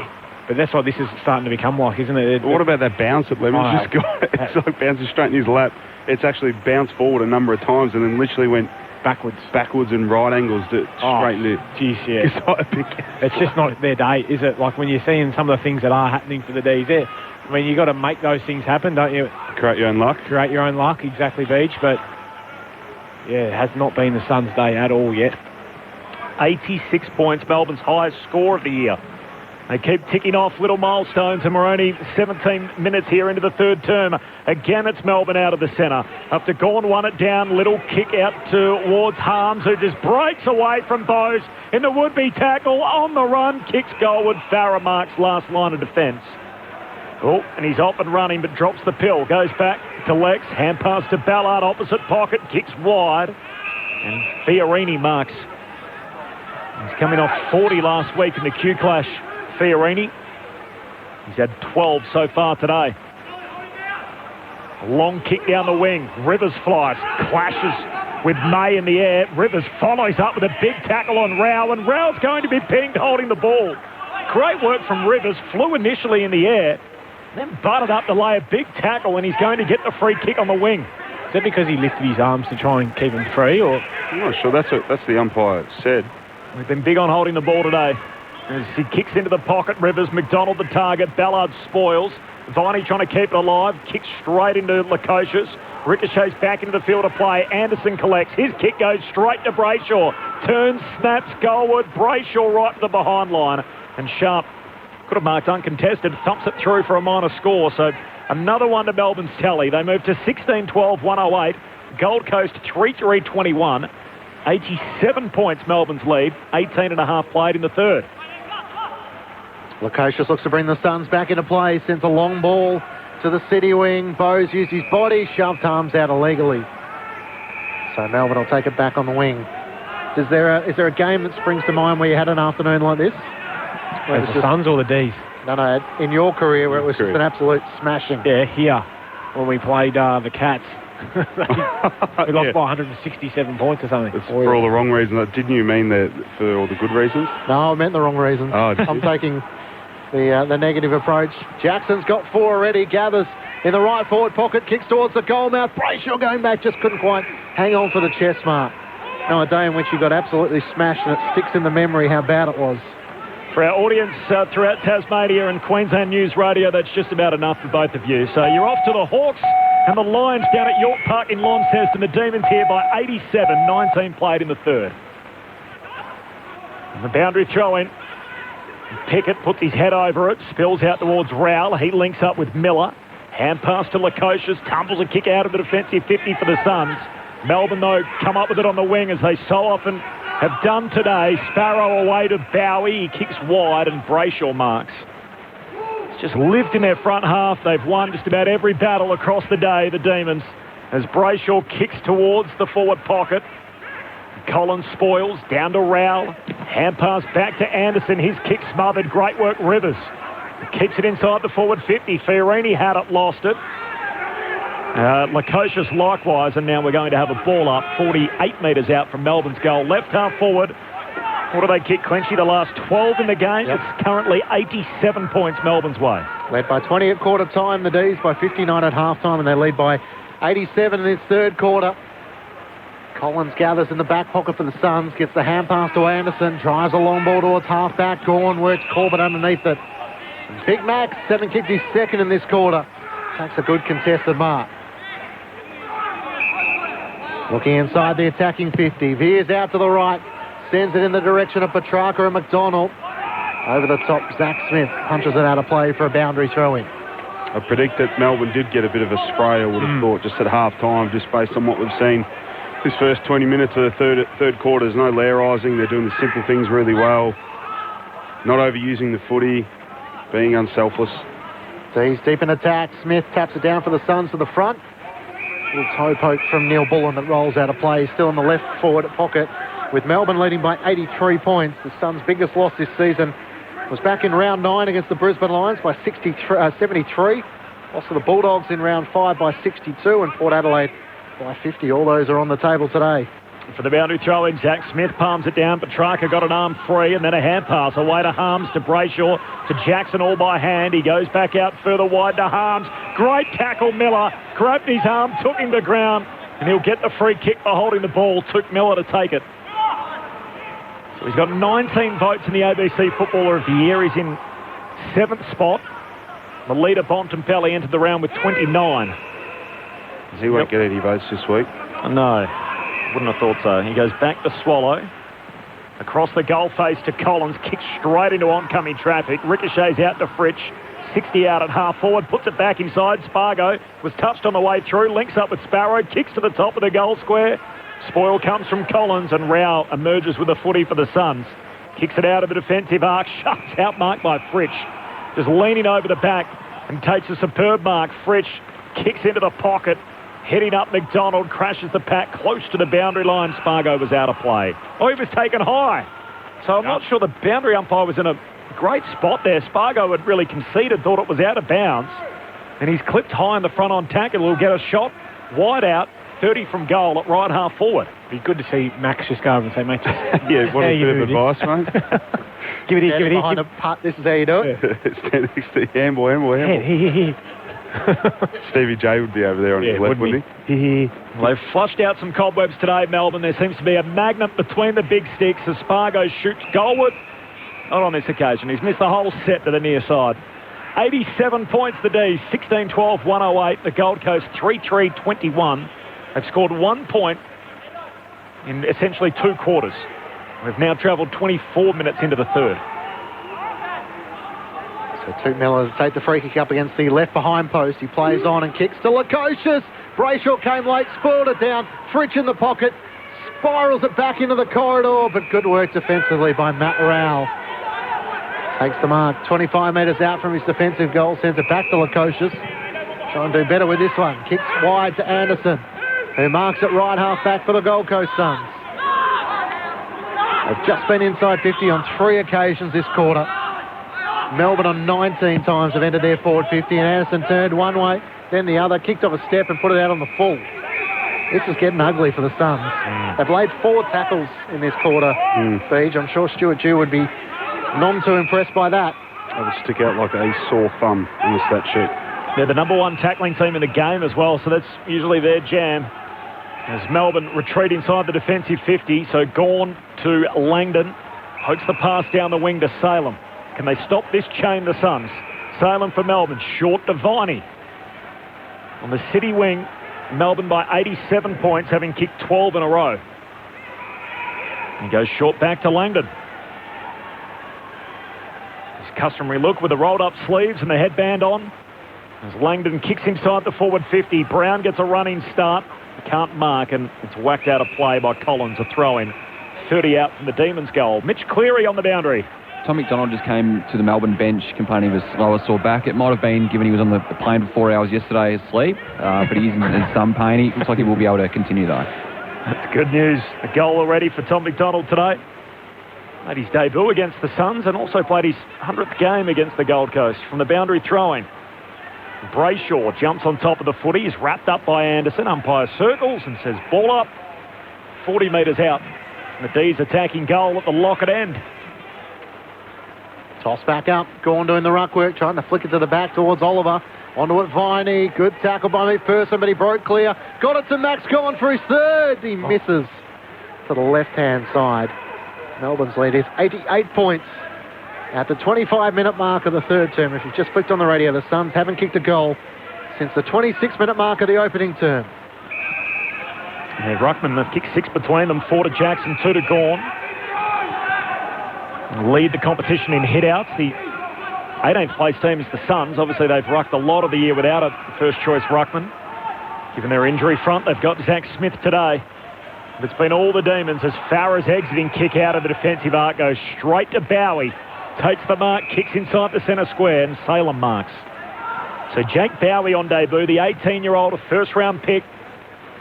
This is Salem. Goes to centre half forward. Out to meet it, Farah again for the Suns. He links up with Swallow, gives it to Fiorini, kicks out wide. A bit of hang time out there, flying in the air was Bowie on debut. Couldn't come down with it, and the ball slips out of play, so a throw-in. 70 out from the Melbourne goal. They just can't get it out of the defensive 50 like with any chain, with any kick mark to actually just get possession and get any control of the game. Melbourne are doing such a good job defensively behind the ball, and then when they do have half a chance, they're butchering it on the way out, making poor decisions. Voice of Brendan Goddard alongside Brett Delidio with you this afternoon. Matt Clinch and Corbin Middlemass calling the action, and Mitch Cleary on the boundary. Oliver sends Melbourne inside 50 again. Gawn dropped the mark. Brown's there to finish up and dribble through another goal for Melbourne. His third. So his fourth. Right you are. 94 points, Melbourne's lead. 17-13, 115 to the Gold Coast Suns, 3-3-21. The last 13 goals of the match, 5 goals to no score.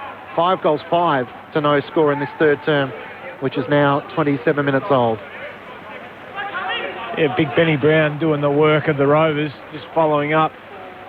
Contest from Max Gawn. And no one was there to really put any sort of pressure on him, so he's just waltzed back inside his forward 50, no pressure, and just able to dribble one home from 20 metres out. One of the easier goals they've kicked today, but all one-way traffic here this afternoon. The D's doing an absolute number on the Suns. It's a real problem for the Suns. There's only so many of these types of losses you can absorb, and particularly the margin of them as well. It's going to be very troubling for the Gold Coast. They've had a few really good performances and some really ordinary ones, and unfortunately this is in the category with the latter today as Miller from Rowell now out wide to Swallow. Marks on the wing. Tries to straighten up to McPherson. They haven't even been able to string sort of multiple possessions together and just control the footy for any large periods. Let's see what they can do here as McPherson goes on the switch across the ground to Ballard, and Ballard shifts it to the city side. Lukosius takes the mark. He plays on, strolls to about 80 metres out, kicks a long ball to the top of the goal square, tucked away by Harms.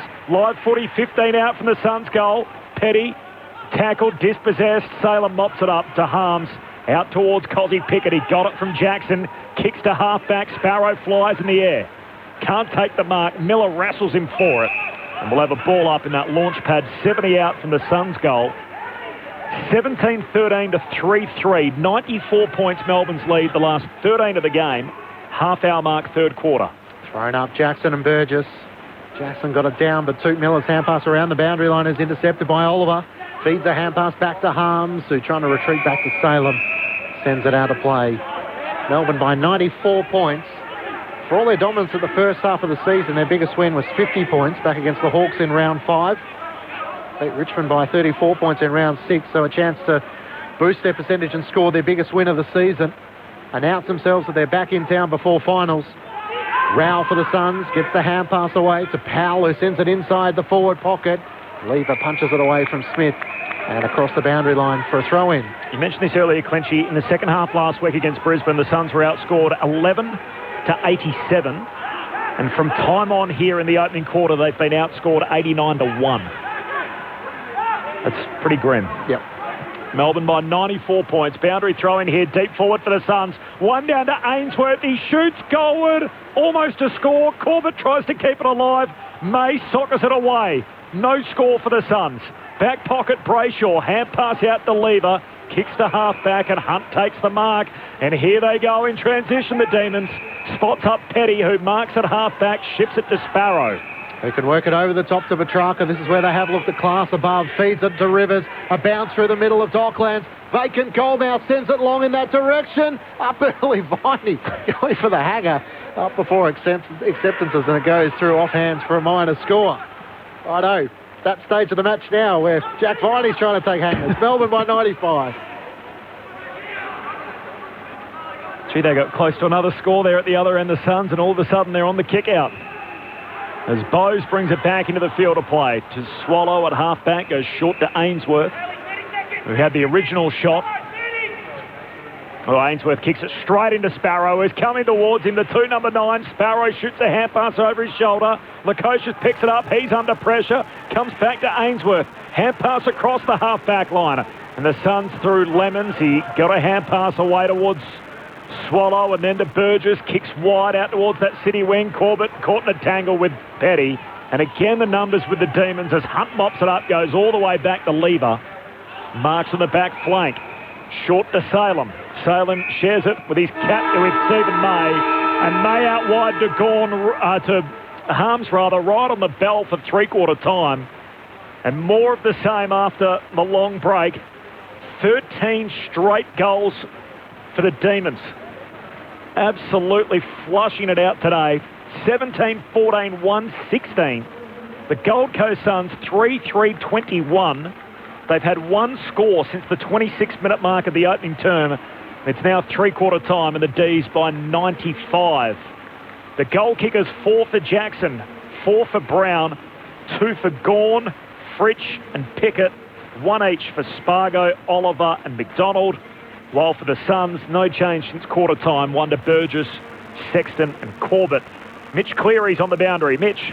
Tom McDonald spent the last 10 minutes of that third quarter on the bench with a lower back injury. He's just gone down to the rooms with a physio. The medical sub, James Jordan, is warming up.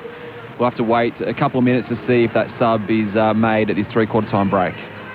Thanks, Mitch. We haven't seen one today, so Will Brodie and, as Mitch mentioned, James Jordan, the two medical subs. Stewie Dew makes his way out onto the ground. We'll keep a close eye on him. We'll get the thoughts of Brett Delidio and Brendan Goddard next. On ABC Radio and ABC Sport Digital at three-quarter time, the D's by 95. This is Grandstand AFL. Victoria seems to have beaten back this Delta outbreak again. Robert Boy is an infectious diseases expert at the University of Sydney. Oh, look, it's a marvellous achievement, and it gives hope to people around the country. Virginia Trioli. Well, we really just wish you all the very, very best with being exactly where you are. We know exactly what it feels like, and the only feeling here for New South Wales is get it done, and we really hope that you can. Virginia Trioli, weekday mornings from 8:30 on ABC Radio Melbourne. The 2021 AFL Premiership season on ABC Radio and on ABC Sport Digital. Kelsey Pickett in the middle of the ground, half past to Salem, linking it over the top to Viney, back to Pickett, inside 50, Melbourne on the burst, and Cosy finishes. Bounces it through on the goal line. Cosy Pickett at right half forward, runs onto the loose kick, spies the kick inside 50, Gawn on the lead. Had it spoiled away by Ballard. Gawn shoves him over the boundary line for a throw-in the right forward pocket. Oh, he's going to get a free. He is. So Max Gawn is going to get the free kick there. Looking to become the fourth multiple goal scorer. He's going to go the banana. Max Gawn, don't tell me! He stands on the boundary line in front of an empty crowd with his hands on his hips and says, righto boys, come and celebrate with me. Jackson with a career best 4 goals, taps it down. Brayshaw with a kick inside the 50, over the head of Max Gawn. Almost pulled in by Tom McDonald against Ballard.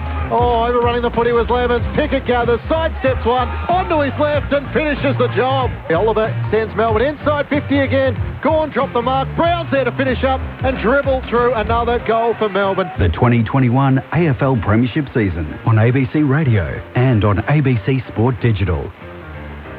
Quarter to come, and then we're headed in different directions here on Grandstand AFL following Gold Coast and Melbourne, where the D's lead by 95 at three-quarter time. Our audience in Western Australia, you'll get the end of the game between the Hawks and the Lions before all the build-up from Perth Stadium for Freo and Richmond. But for the rest of the network, the Bombers and the Swans, Essendon playing for a top 8 spot. Sydney, of course, for positioning inside the top 6, and Andrew Mays is there for the full preview. Maisie. Hello, Corbin. The Swans can look towards the top 4 this afternoon as well. If results go their way and they have a comfortable win this afternoon, they can actually sit inside the top 4 by tonight. Essendon, meanwhile, they'll just be wanting to tick the box, get the win here at the MCG and solidify their spot inside the top 8. They've got a tough run coming up with the Bulldogs next week, but then it opens up with Gold Coast and Collingwood. Sydney, meanwhile, have St Kilda North and the Gold Coast as well. So not too bad, the run home for both of these two sides. The changes for both teams: Francis, Clark and Langford in for the Bombers. Ham, Hooker, Zaharakis and Guelphy go out from last week. Meanwhile, for the Swans, Mills and Cunningham back in after their isolation periods have finally expired. Ronk, McLean and Rowbottom all out of the lineup from last week's win. They've had 4 in a row, Sydney, so they come into this one in hot form. The Bombers showing some good signs, then a little bit of a stumble last week, so they'll be looking to get back on track. Looking forward to it here at the MCG, Corbin. Beautiful conditions.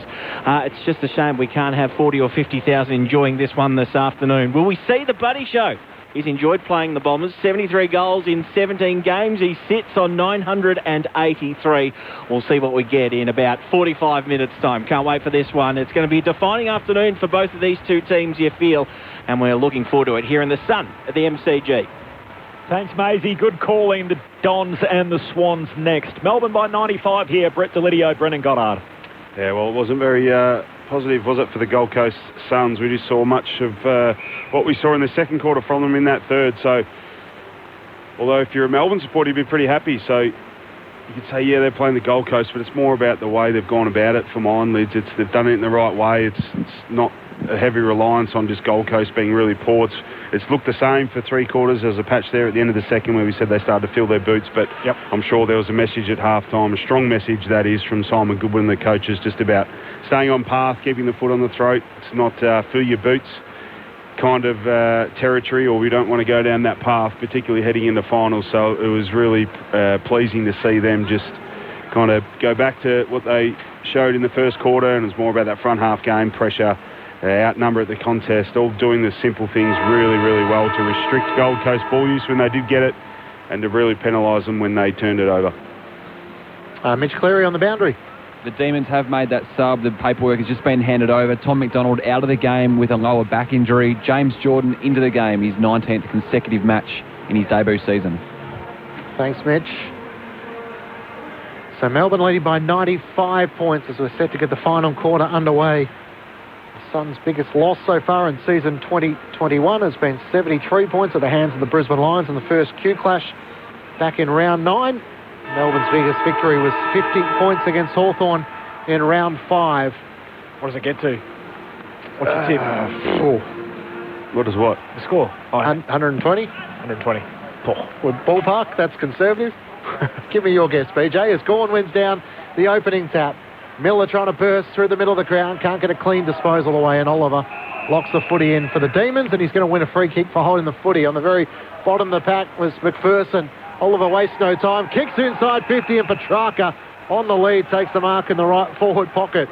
Might have been conservative if they're going to kick goals inside a minute. I think at least 6, I reckon. I was just about to say, I hope for Gold Coast's sake it is under 100 points, so they actually just win this quarter, and this will just win one quarter for the game. It's going over triple figures easily. So they've kicked 11 goals to none since quarter time, so I was trying to hope the Suns might give us something in this last term, but Christian Petrarca might have other ideas. Yet to hit the scoreboard so far this afternoon. He'll shoot from the left forward pocket, 45 metres out. Petrarca comes in, he's put it across the face, and it hits the behind post out on the full. So it's probably just the one area of his game. He's such an elite gatherer of the ball. Probably. It is. Probables. Okay. Trying to set it up nicely, and then you can obviously drop the hammer on it. You can just whack it straight up. Okay. Ballard at right half back for the Gold Coast Suns. Kicks around the boundary line on the City side. Looking for Powell, who had it spoiled away by Stephen May, who's just given the Gold Coast Suns absolutely nothing across half forward this afternoon. They only had it inside 50 in that third quarter on 5 occasions. Melbourne went inside 50 23 times, so the Demons by 95 points with the ball to be thrown back in on the outer wing. So from the throw-in, Harms off his knees, first possession, hand pass away to Oliver. He links up with Viney, and again they walk it away from the stoppage. Hand pass to Sparrow, kicks down to half forward. Here's Jordan on the ground. He works his way to the front, got a hand pass away to Hunt, which is picked off. And Miller gives it to Lukosius, away to Fiorini, short kick. Finds Ainsworth, has it on the City wing. Long ball out to half forward, bows the target. May spoils in front. King collects, he's wrapped up straight away. They've been all over him all day. Ball comes out in the tackle. Miller away to McPherson, links up with Sharp, tumbles a kick down the half forward line. Flanders collects for the Suns. He's tackled, taken the ground. Gawn holds him up. We'll have a ball up. 5 metres in from the boundary line. 52 out from the Suns goal. 95 points Melbourne's lead, 2 minutes into the last. So the intercepting mark taken by McPherson for the Gold Coast Suns at right half forward. Got the hand pass to Sharp. It was a lazy kick from Salem, and he sends it out on the full. So they've been inside 50 in this final term, the Gold Coast Suns. But they haven't been able to do anything meaningful with it. As Melbourne look to find an avenue out of defence through Jaden Hunt, who uses his traditional speed to kick up to the wing, and the intercepting mark taken by Charlie Ballard between wing and half-back on the City side of Docklands. Melbourne by 95 points. So Ballard across the half-back line to Swallow. The man on the mark just shepherded out of the way. The ump says that's all okay. As Lemons lays a block on Neil Bullen. Kick comes down towards Sexton, who marks now launch pad 70 out. Kicks into the pocket. Big thump from Stephen May. Whacks it out of play. And a throw in forward pocket for the Gold Coast. Chris in Western Victoria, guys, are you able to tell me why these footballers coming back to Victoria can get away without 2 weeks quarantine when the rest of us have to do the 2 weeks at home? We might check in with Mitch. Mitch has got a bunch of details around the quarantine measures on this, but Gawn hooks it down you behind have no idea. to Miller, and Miller's kick off the side of the boot is out of play. Well, essentially they've got an exemption to play. They do, but they get out as quick as possible too, right? They're not on. Yeah, and there's a whole lot of testing that goes along with it. But yep, and yeah, there's chartered flights. They're not on a commercial airline having to sit in airports, which are susceptible to catching the virus. Melbourne off half-back, so Hunt links up with Salem. Back to Hunt inside the middle of the ground. Hand pass away to Neil Bullen, 60 out, kicks inside the forward 50. There's a free kick downfield as Neil Bullen was dumped after getting rid of the footy, so Petrarca will have a set shot here just right of centre from 30 out. But they are essentially given an exemption and treatment that the rest of society wouldn't get. The Victorian teams got that in other states when they went up there, but the Suns aren't living freely, walking around the city the same way that you'd expect the rest of them to. So they're privileged to play footy, and the rest of the time they're living under the same conditions they would be up there. Yeah. So they're under the same conditions as everyone else, but they've got the ability to travel and travel as safely as possible. Yeah. Here's Petrarca on the set shot. So this kick to put it out to 3 figures. He nurses through the drop punt, and more pain for the Suns as the scoreboard leaps out to 101 the difference. Melbourne 18-14, 122. Gold Coast 3-3-21. And so from late in the opening quarter, the Suns scoring just 1 behind. In that same stretch, Melbourne have put on 14 goals, 12 in the same period. Mitch Cleary on the boundary. Mitch. Just further to your chat about the quarantine measures. So it basically comes down to individual states. So we saw yesterday Queensland shut the all community and professional sports down off the back of 6 COVID-19 cases. If that was here in Melbourne, well, we probably would have continued to play games without crowds. So it just comes down to individual states. We know the WA teams, Fremantle and West Coast, have to quarantine upon returning back into WA at the moment. Fremantle are doing that as we speak. West Coast will have to do the same given they're coming from Melbourne. So it comes down to each jurisdiction, and Victoria's given the Suns a green light to come down on chartered flight and play this game. Thanks, Mitch. So back in the middle of the ground, chance for the Gold Coast Suns to surge forward. Matt Rowell was taken over the shoulder in a tackle by Clayton Oliver, who'll take the free kick just short of the half forward. So Rowell with the trip inside 50, kicks towards Ben King. He's got May right there with him for company. Sexton front and centre. Hand pass to Sharp, feeds it towards the boundary line. Bose, who's gone forward, kicks a high ball towards the corridor. Corbett underneath, marks on his chest. And he'll line up directly in front from 30 metres out. A chance for the Gold Coast Suns to kick their first goal since the 26-minute mark of the opening term, and it was this man who put it through. Yeah, not much you can really say. It was a small little highlight. It was lucky. It really wasn't a real high ball, but read it well. Bit of a floater. To push it back in, under 100 points the margin. Josh Corbett leaves it out to the left to mine a score, so it's 100 neat. 7 minutes gone, final term. Stuart Dew, we get a shot of him inside the coach's box. His frustration, no doubt, will be starting to boil. 7 minutes into the final term, Clenchy. That's the Suns' first score of the second half.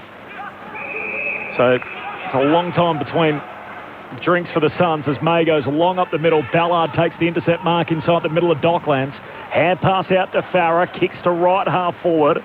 Punched away by Lever and May. They both had a piece of that, and it ends up out of play half forward for the Suns.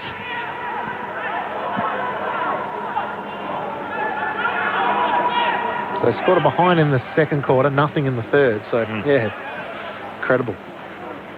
From the throw-in, Zach Smith wins it down. Langdon, quick hand pass away to Jordan, and he gives it back to Petrarca. Floats a kick down the city wing. Ballard spills the chest mark. He's got time to mop it up. Hand pass away to Collins. Out wide to Lukosius. That long booming drop punt inside the forward 50, and May's back takes the intercept mark. Back pocket for Melbourne. D's by 100 points. 8 played final term. Short to Lever, who gives the hand pass to the run of Rivers, and now to Salem. Normally such a good ball user for Melbourne. 2 bounces in the middle of the Docklands. Kicking towards Fridge. Cleared Farah. Burgess gathers for the Suns and gives it back to Farah. Kicks off the outside of the boot. Up with one arm was Anderson. Now he's tackled by Harms, having gathered the footy. Ragdoll to the turf, and the umpire will ball it up.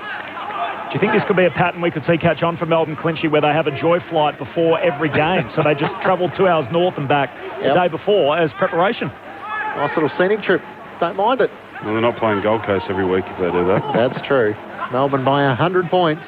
Scheduled to take on the West Coast Eagles next week in the West. More travel. We'll find out. More time on the plane. Yes. Maybe 8 hours earlier than scheduled. Kick inside the 50 from Angus Brayshaw. An intercepting mark taken by Ballard. It's going to be hard work for the last 20 minutes or so, but we'll do our best to entertain you. Sharp across the defensive goal mouth with a couple of bounces and no real avenue out of defence, so he drives a long kick up to the wing. Sexton sets himself, flies against Rivers, and off hands it goes out of play. As always, you can get in touch with us, 0437 774 774, if you want to keep the conversation going. The Traralgon Tiger. G'day, fellas. I know what the AFL can do to help the Gold Coast Suns. Give them some more money. Is that sarcastic? I think that might be tongue-in-cheek. Just wheel the wheelbarrow down. So from the boundary throw-in, City wing. Jackson wins the tap. Tug of the jumper. Sparrow's going to get the free as Rao was second in the chase for the footy. Just pulled the jumper back. And the South Australian Sparrow is going to get the free here, just forward of the City wing to put Melbourne back inside their forward 50 again. Gawn's down there, flies for the footy, spills out the back. Brown tried to put boot on ball. Kick smothered. Spills to Lemons. Hurried kick out of the defensive arc. Sparrow in the box seat got hands to the footy and was clipped from the back by Corbett. He was outnumbered, wins the free, gives it to Rivers, kicks a helicopter into the pocket. And it floats and pitches once, ends up out of play, so a throw in forward pocket for the D's.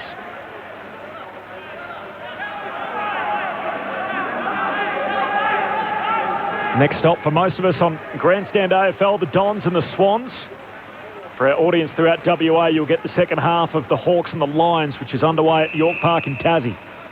There's a free kick here. It's going to go the Suns' way from the boundary throw-in. So Gold Coast will take it, and it'll be Darcy McPherson in the back line for the Suns. Kicks out to the back pocket where Lemons takes the mark. So I know there's some correspondence on the SMS that this is sort of 3rd versus 15th, so what would you expect? But watched North Melbourne against Geelong yesterday, and effort and intent from the Kangaroos was impressive, even though you thought they'd probably lose the match in the end. Stephen May's going to get a 50-metre penalty here. And we did the Pies beat West Coast yesterday. They certainly turned out well. West Coast didn't. So it'll be interesting to see how they respond next week against the D's and how well they've gone today. We know how well they travel. Bose thought Stephen May had played on. The umpire disagreed, so a 50-metre penalty takes him within scoring range. So this would be one for the afternoon. Probably set to be named in the All-Australian side, either at fullback or centre-half-back. Can he kick a goal here? Chasing his first for the season. Stephen May from right on 50. Sets fly, it's out to the right. The former Gold Coast Suns captain can't get a smile there, but he does push the margin over 100 points. It's 101 at the 12-minute mark of the final term. Lewin Gisborne with a little funny off the SMS as well. Hey guys, just want to give a shout out to John Longmire celebrating his birthday today. Coach of the Swans. His real birthday is actually New Year's Eve. That's the kick there from Lemons down the boundary line, and Rivers takes the intercept mark. So Melbourne going back up into their front half. Petrarca alongside the centre circles, out to the fat side winger in Brayshaw, who marks, kicks to Spargo. Spargo got it half forward, puts it into the pocket. Neil Bullen on the end of it takes the mark against the boundary line, right half forward. Neil Bullen looks for Gawn, out to meet it, can't take the mark. Live footy in the forward pocket for the D's. Fritsch becomes the tackler over the top, and umpire says, I'm happy with the ball up here, 30 metres out from the D's attacking goal. Coming home to the Coventry end, 13 played final term. Melbourne by just 101 points. Thrown back up, Gawn tries to swat it towards the boundary line, looking for Neil Bullen. Powell got there first, tackled over the boundary line by Oliver for a boundary throw-in.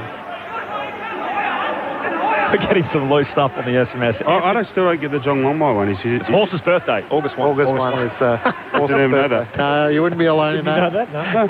Anthony in Adelaide merged the Gold Coast with Brisbane to form the Gold Brisroy Sun Lions, then bring a Tasmanian state team into the AFL. Plenty of suggestions. Something to work with as Brayshaw kicks long to the goal mouth. Well, Ballard it is who takes the intercepting mark. Put that review into Tasmanian footy from Colin Carter is meant to be finalised, and whether it'll be made public, I guess we'll all wait to find out. Farrer out of defence, gives the hand pass to Lukosius, kicks to Fiorini at half-back, hand pass to Swallow, cuts past an intended tackler, and kicks into the middle of the ground. Powell's loose hand pass missed Anderson. And a chance for Max Gawn to kick to Fritsch at right half forward. Brayshaw's kept running. He can poke the kick over the top inside 50, and Angus Brayshaw marks in the right forward pocket. He'll kick from 45 metres out. It's got a bit of a lesson in work rate here, the Suns, haven't they? Well, another turnover. Doesn't help. Mishap on the middle of the ground as well. Makes it very hard, doesn't it, when you constantly are running forward to create and you can't even execute the fundamentals of the game. That one shot on goal so far this afternoon for a behind Angus Brayshaw. Of course, changed his role in recent seasons, now across half-back. Very much the team-orientated role. He'd love to kick a goal here. Out to the right, it's on line, and it hits the right goalpost. A minor score. So Melbourne leading by 102 points. Hasn't quite been the avalanche we expected. 1 goal, 2 in this final term for the Suns, 1 behind. So Lukosius to play on from the kick out. Oh, just sells a little bit of candy. Just gets around Petrarca, kicks down the city wing. Overcooked his kick, got its way to Miller eventually though, spun around in a tackle. His hand pass picked off. Neil Bullen to leave it to Viney, and now away to Oliver, all by hand. Inside the centre square, kicks Melbourne inside their attacking arc. Petrarca waiting out the back, it spills to Swallow, he's tackled. Hand pass off his backside to Farrer, and he's helped through for a rush behind. As Pickett carries him over the line, it's the D's by 103. Mitch Cleary on the boundary line. Mitch, the state of the Suns list, this is really your area. What's any potential movement at the end of the year? End of this year, not so much. They've got most of their list contracted. End of next year is going to prove a big one, Corbin. Jack Lukosius, Isaac Rankin and Ben King all fall out of contract end of next year. Of course, all those players from interstate teams outside of Queensland. So a big watch on those guys, particularly Isaac Rankin now. He was dropped ahead of this game, the South Australian. Just out of interest, how does Mark Evans get along with Alistair Clarkson? Very well. They tasted some success a while back, Clinchy. Might be jumping from 1 to 2 to 4, but I'm sure those questions will be asked during the week. As Jeffrey on debut, gets a touch at half-back, kicks up towards Corbett, who's quite happy to see it over the boundary line. Tackled by Jake Lever. A boundary thrown in front of the Suns bench. Well, they were really under pressure when they clinched leading into that Richmond game. Yep. And Stuart Gill, a lot of questions was asked of him. Then they won 2 in a row, and now they've lost 3 in a row. So just 2 wins in their last 8 starts for the Gold Coast Suns, and I'm sure plenty of those questions are going to return. There's only so many of these big margins you can absorb, and now 4th year under Stewie Dew has some great work from the big man Jackson. Paddles to his own advantage, gives to Spargo, who kicks to Petrarca. He marks 70 out at half forward, pokes it to Brown in the pocket, and marks against the fence. Here's a nice kick from Spargo to Petrarca. He just pointed, put it right in front of him, easy little kick, and then Petrarca, although we've questioned his kicking today, that was a lovely touch pass to Ben Brown. One bloke over 6'5's already kicked one from here. Can he do the same? Tries the banana outside of the right boot. He hits the post. A few of them today. It's been a lot of scoring shots. 18-18 to 3-4. Melbourne by 104 points. 17 played in the final term. The last goal for the Suns came at the 26-minute mark of the opening quarter. They've kicked 2 behind since. Melbourne 1-4 in this final term after seemingly fixing their accuracy woes. Petty with a spoil out of play after the kick from Burgess up the wing. Mitch Cleary on the boundary. Melbourne's 5th poster for the game. Just on the list as for this year, there's going to be a couple of guys who are contracted, but they will look to move on again. So Will Brodie's always one that comes up. He's got a contract for next year. Sub today, been out of favour. The other one, Braden Fiorini, on big money, contract for 2022. He's another whose name will come up. Fiorini's on big money. How'd that happen? He had a good year or two, BJ, heading into his last contract. He signed a 3 or 4 year deal a few seasons ago. That's just the money the clubs need to pay up north to keep these guys around. I'm talking, around $550,000 a season for a player like Braden Fiorini. Lever with an intercepting mark at half-back. Kick long up to the wing. Viney tumbled out of it. Chance for Noel Anderson trying to burst his way clear. Tackled by Oliver and swung. Got a kick forward. Salem underneath it at half-back. Spills out. A chance for Jeffrey on debut. Gets the hand pass away. Ainsworth just dragged down. His kick is to the goalkeeper. Stephen May waiting at the top of the defensive goal square. Kick missed Pickett. He fights back against Sharp, but lingers in the tackle. Oh, he's paid holding the ball. The umpire deemed he did have possession of it and penalised Sharp for not getting rid of it cleanly.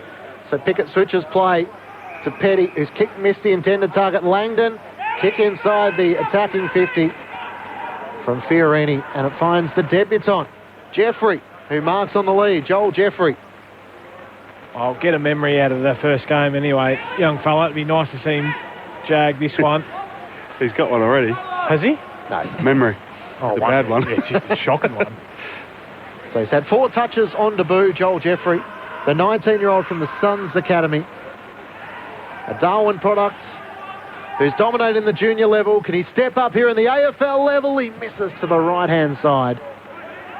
So the Suns still searching for that first goal since the 26-minute mark of the opening term. The margin is 103 Melbourne's way. The Suns with 2 behinds to Melbourne's 1-4 in this final term. And the score from that point, Clenchy, 100-3. Big Dyer. Oh, yeah. Joel Jeffrey, teenager on debut, as Clenchy said, out of Darwin. Very spectacular haircut on debut with the shaved bonds and very long at the back, and dyed blonde for good measure as Ballard kicks out to half forward. So the Suns going back inside 50. Here's Fiorini out to Flanders, who stands underneath it. And Flanders can have a set shot. 35 out, just left of centre. Good protection there from, who was it? Bose, was it? It just put a little bit of body into Lever, which stopped him going third man up and affecting that contest just to protect young Flanders. So they've waited almost 3/4 for a goal. They've had 3 misses since. They're only scoring shots. And now Sam Flanders on the set shot starts it out right, brings it back. The run of 14 Melbourne goals is over. At last, 1 back for the Suns. It comes 21 minutes into the final term. The Suns move to 4-5-29. There's the trumpet. Gee, it's gone missing throughout the game. 18-18, 126 Melbourne. It's the D's by 97 points. Time on in the last. In other news, the Australian men's hockey team is in a shootout with the Netherlands. Around the grounds with Brendan Goddard this afternoon. It's been a big day for the Aussies at the Olympics. Ned Hall telling us a little earlier that 4 gold medals already. And I'm assuming they need to win this to progress, right? Because of the shootout scenario. Netherlands missed their first. Yep, and they went to a third-man review. Oh. It's gone in favour of the Australia. Mitch Cleary's on the boundary. Mitch. Bit of other around the grounds down in Launceston. Hawthorn 4-3 to Brisbane 1 behind. Yep, just about to get to that. So 29 almost the opening quarter in the books, and the Hawks through 2 to Luke Bruce, Wingard and O'Meara the goal scorers. We were all wondering what the response would be from the Hawthorn players following the news of Alistair Clarkson's departure at season's end. Gorn with the kick inside the 50 for Melbourne. Collins underneath it. A chance for Noah Anderson, who feeds the hand pass away. Swallow kicks off the outside of the boot to Sexton, who marks it left half back. Melbourne's lead is 97 points. Sexton has it. Kicking up towards the wing. And on a long lead, Ben Ainsworth marks between wing and half forward. Got to go back to round 17, 2019 against Adelaide. The last time the Suns lost by a margin like this, it was 95 points back then. And back to round 12, 2018 against the Giants, the last time they lost by triple digits. 108 back then against the Gold Coast Suns, against GWS. Brayshaw couldn't get a clearing kick for Melbourne in the back pocket. Jordan into the action, laying a good tackle on McPherson. Sees him over the boundary line for a throw-in. So in 6 quarters of footy, they've been outscored 213-40, so that's 173 in the red. In 6 quarters. That is very alarming. Not good rating at all for one of the AFL's newest teams. From the boundary throw-in, Burgess, hand pass away to Miller, gives it to Flanders, his kick smothered. May bangs bodies with Anderson, ball drops to Rivers, he's drilled in the tackle, taken to ground by Fiorini, and a ball up 20 metres out from the Suns' goal. It's the first of 5 games in this Super Sunday. Starts with very much a lopsided result as Brayshaw kicks out to the back pocket. Here's Bose, hooks the kick over his shoulder, back to the teeth of goal. Hands on it from Gawn and Sparrow. He gives it back to May, who concedes and pushes it through for a rush behind. So 5-6 to 18-18. Melbourne by 96 points, 24 travelled in the last. After this game, of course, we're off to the MCG. Essendon taking on Sydney. Game that could shape the top 8 and the top 4. As Melbourne bring it back into play. Stephen May into the back pocket for Harrison Petty. He's done the job pretty well since Adam Tomlinson went down. Slotting in nicely to Melbourne's back 6. Sends it up to the wing. Jackson, big fly. Couldn't come down with a footy. Neil Bullen robes it perfectly. Hand pass to the run of Harms. He takes a bounce. Looks up. Petrarca streaming towards goalmouth. He takes a third bounce inside 50. Almost slips over. Too many options. In the end, he centres it to Jack Viney, which is about the 4th or the 5th option he could have taken. I'm not sure why he didn't just... He ran to 50, got in a perfect position just to have a shot on goal. Have a shot, kick it over the top to Petrarca in his face. Yep, just kick it to the goal square, skid it in. If it happens to stop or Petrarca gets there, at least he's got a chance to kick it through, especially if it's in line with the goals if you wanted to pass it. But just back yourself in top of the 50, mate, and have a shot. He overcomplicated. He ended up finding someone on the off-ball side, which was Viney. But even that kick just floated there. Made it up. He'll have to kick from about 40 metres out. Jack Viney pretty much directly in front, looking to join Melbourne's list of goal kickers. He misses to the left, and a minor score. 97 points, the Demons lead at the 25-minute mark of the final term. So 97 to margin, 100 seconds left in the game as Lukosius plays on from the kick-out. And he goes long in the direction of Jeffrey on the wing. He's moved out of the way, and Lever takes the intercept mark. Pokes the pass back to Neil Bullen. He marks it high half forward for the D's. They're going back inside 50. He's got Jackson hitting up. He pokes the pass into the path of Harms, who spins in the air and takes the mark. And that channel at right half forward. He'll shoot for Melbourne's 19th. Mitch Cleary on the boundary. Christian Salem's going to finish these last few minutes on the boundary, on the bench with ice applied to his groin. He missed a game a few weeks back with groin soreness and was rested that day. I think it's more of a precaution, but it is one to watch ahead of their flight to Perth for next week. And they'll be leaving pretty soon, I imagine, Mitch. Yeah, that's the plan. So still waiting to hear exactly when that game will be, but the teams flying into Perth have traditionally had to quarantine for 7 days and then play their game on the following day after that. Harms has missed 3 set shots out to the right. He adds that one to the list. 18-20 Melbourne to 4-6, so it's a 98-point lead, 26 travelled in the last. So the Suns might be able to deny the triple-figure margin as Powell brings the Suns back into play. Sends it to half-back, where Fiorini has the mark. Looking to switch play back inside the defensive 50. Ballard has it. Back towards Powell, who takes the mark at left half-back. He looks to come through the middle with the kick to Sexton. And with no real intent to move it forward with speed. Kicks it into the corridor. Swallow takes the mark, and wider still, Fiorini has the mark. Sends it wide towards half forward. The mark is claimed, and the siren will sound as Flanders kicked inside the 50. A big afternoon for Melbourne. Winners by 98 points over the Gold Coast Suns. Their biggest win of the season, and they jump up 7 percentage points. It's a high-flying flag. It's the emblem for me and for you. It's the emblem of the team we love, the team of the red and the blue.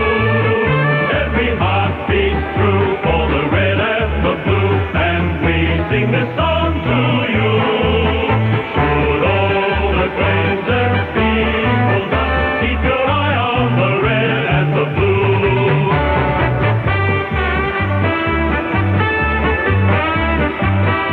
In a game in which Melbourne kicked 14 consecutive goals from the latter stages of the opening term all the way through to the 21-minute mark of the final term. The Demons led by 20 points at quarter time, by 59 at half-time after 6 goals to none in the second. They led by 95 at three-quarter time and eventually run out 98-point winners, 18-20, 128 to the Suns, 4-6-30. It's a grand old flag, it's a high-flying flag, it's the emblem for me and for you. It's the emblem of the team we love, the team of the red and the blue. Every heart beats true for the red and the blue, and we sing this song to you. Should all acquaintance people just keep your eye on the red Melbourne kick 1-6 in the final term to the Gold Coast Suns 1-3. The final margin 98 points, 18-20, 128 to the Suns for 6:30. So for as good as Melbourne were in patches throughout the day, the Gold Coast Suns were equally as poor. Ben Brown finished with 4 goals, a career best for Luke Jackson with 4 as well. 2 goals to Max Gawn, to Cosby Pickett and to Bailey Fritsch. Individuals to McDonald, Oliver, Petrarca, Spargo for Melbourne. And a dirty day for the Gold Coast Suns with Corbett, Burgess, Flanders and Sexton, the goal scorers for the Gold Coast Suns.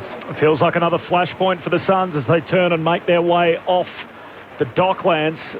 Stuart Dew in his 4th year in charge now, 6-13, another heavy defeat, and it was large today. As Clenchy said, 98 points in the finish. The Demons able to flush a little bit out. We're worried about their clearance work, their accuracy, their ability to score. Well, they certainly ran up a score today, 128-30. And the numbers that I touched on towards the closing stages of that quarter, so in their last 6 quarters now, the Suns have been outscored by 174 points, 215-41, after really falling away in the Q clash against the Lions, and today completely punked, 128-30, the final score. Brett Delidio, Brendan Goddard with your initial take. Yeah, it was just the ability for Gold Coast to sustain effort and intensity and the little things throughout a game, which was really evident that they were really poor at today. And I think it's the back end of last week in the second half. They're able to really compete, beating a top 4 team by 4 or 5 goals at half-time and then just go missing after half-time, literally fall off the edge of a cliff. So it's concerning, especially after the first quarter, which I thought was really promising. Melbourne were really good.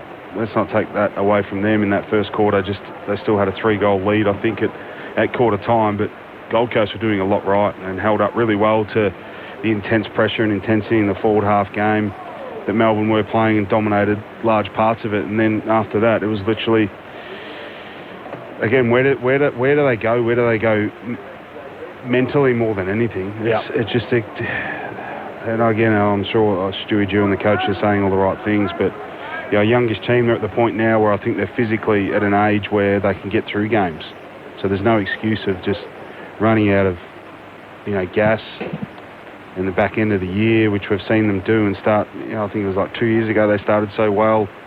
First 3 games, won. Was it? Yeah, and then even the first 10 games they were in a solid position, I think, just in the bottom of the 8, and then this back end of the year, and then that happened, the year prior. It was just like, when is this going to stop? When are we going to keep using the excuse of youth and inexperience? Because it's not acceptable anymore, is it? Yes. No. In 10 of their 11 seasons, they've been in the bottom 3 for age. They've never been able to get older as a list. Yeah, so the experience, when they get old enough in any sort of currency, they leave. Yep. Today they only had 2 teenagers in, though, as did Melbourne. They had a 30-year-old. Zach Smith was the oldest player on the ground. And Melbourne, so they didn't have anyone over the age of 30 today. But there's certain things that are non-negotiables where you look at that and you think that's substandard. Their game? Just the way that they, Yeah. Just that their ability to provide a contest, their intensity and effort was so promising. It's like chalk and cheese between their best and their worst. It's such a big gap. It's just when are they going to narrow that gap consistently? And you were pretty optimistic coming today. Yeah, because we've seen them at their best, that they're able to sustain it for 4 quarters, which is, early in the season, few and far between, but it's good. And I just thought off the back end of last week, 2 quarters and a half, which was really promising, and then as you said, such a poor second half that they would have reviewed that and wanted to respond today. And they arguably did in the first quarter, but then that's what I said. Just the first 10 minutes. Where does it go? Where do their minds go? And it's just like it becomes too hard because, to Melbourne's credit, they were relentless. It didn't change for them. They said they got that period of 10 minutes in the second quarter, wasn't it, where they were a bit lazy and I'll fill your boots and we're going to win by 100 today. You could sense that out there. Started to overuse the footy, be a little bit selfish in terms of not giving it when they should, and a couple of little things. But then after that again, they just went back to kind of, it's boring, it's predictable, it's front half game, it's pressure, it's intensity. The defence was so impressive at times. Even late in that last quarter there, it looked like Gold Coast were going to get out, and you look forward to the footy for Gold Coast, and it was just a sea of of red and blue, like getting in line with the footy, working really hard off the ball to get in line, to reposition their defenders, being really aggressive. But it was like this. It was all as one. They were moving as one in this wave to defend and make it really hard for Gold Coast. And that was, for mine, I think the most impressive thing and positive thing for Melbourne supporters out there, that it looked the same in the last 2 minutes of the game as it did in the first 2 minutes. So the system without the ball was far better today. They kicked 12 goals to 1 after quarter time. They had 71 to 27 inside 50s, and they took 19 to 5 marks inside 50s. So I mean, 71 inside 50s to 27. And 29 inside 50 tackles. And they had Ben Brown kick 4, Luke Jackson kick 4, and Bailey Fritsch kick 2. So, I mean, do Melbourne get out of it what they wanted? They get a percentage boost. They stay in touch with the top 4, top 2. I think it can easily go the other way, a game like that today where they had that 10-minute period. And it's a funny one, isn't it? Because the defensive pressure from the Suns was pretty poor. You can look like you're getting a bit Lair-risey because you're trying to over-give it to your teammate to make him feel better about himself, and therefore you're overusing it, and it makes you look silly a little bit. But I think they corrected that straight after half-time, come out and went whack, and really just said, right, any sort of chance that the Suns were going to have, it was knocked on the head real quick, wasn't it? So I'm comfortable with where that sits for Melbourne. I think they were pretty professional in the way they did it from go to woe. I know that Simon Goodwin would review this game in the right manner. It's like, with respect to Gold Coast, we're playing Gold Coast, so there's a number of things they wouldn't get away with against a better opposition, in particular probably the turnover goals they scored just from direct turnovers at Gold Coast. But saying that, they still set up defensively well. But I think that the core of it was really positive. Again, it wasn't relying on ball use and slick ball movement and hitting targets. It was, some people probably say it wasn't pretty footy, but they scored off the back end of pressure, intensity, forward 50 tackles, 29 of them. They had 18 to half time, which is that's got to be world record pace. 29 is a huge number. I think verging on 20s like elite. So I think a lot was done right, and they scored off the back of their defence. They didn't have to win it in the back half, which they've done a lot of this year with May and Lever, winning on that last line. And as we know, moving the ball from your back half, winning it there, then going down and having a scoring opportunity is really hard, because generally you've got to go through 18 defenders. So if you're playing the game in your forward half, which they did, 71 inside 50s, but the pressure was there. When they did get in there, it was a lot of the right things. And they've struggled to hit those forwards inside 50. So, I mean, you don't want to be too sort of jocular about it, but they did get to practice how they'd like to play, and that's both a reflection of how good Melbourne were and how poor the Gold Coast Suns were. Well, they didn't have to hit, because there was guys generally find more space because they were turning the ball over in the front half. That's what happens when you have a great spread of goal kickers. You go, well, why does that happen? It's because you're turning the ball over in your front half, and generally guys off the ball and were involved in defence then quickly turns into offence, and their defenders are out of position because they were trying to get involved in offence. You were getting involved in defence, so there's a separation there of the two, and then as soon as you win it, you're quicker to react and you find more space, and then you look ahead of the ball and you've got 2 or 3 guys free, as opposed to trying to move the ball from your defensive 50 to forward 50, and again going through 18 defenders, and then by the time you get it in that launch pad, there's actually no real space for your forwards to lead or to find those hit-ups. Yeah, they did everything well today, but the areas that they'd been questioned over the last 6 to 7 weeks about how their form had dipped, can they kick a score? Is their forward half pressure going to be there? Are they still going to allow teams to have so many inside 50s? Is that sustainable? Well, today they didn't do that. Their clearance game was really good, so they ticked a lot of boxes, Melbourne, as you often do, in a 98-point Which we brought up last week. I'm glad you brought that up, because of Max Gawn and their dominance last week in the ruck. That's an area where they would have been really disappointed with and flat with what they got out of their midfielders and the clearance, and therefore you get ground position. So he highlighted that. So I'm glad you brought that up, because they were, I'm sure they focused on that during the week and they got something out of it. Melbourne by 98 points. Let's have a listen to the song.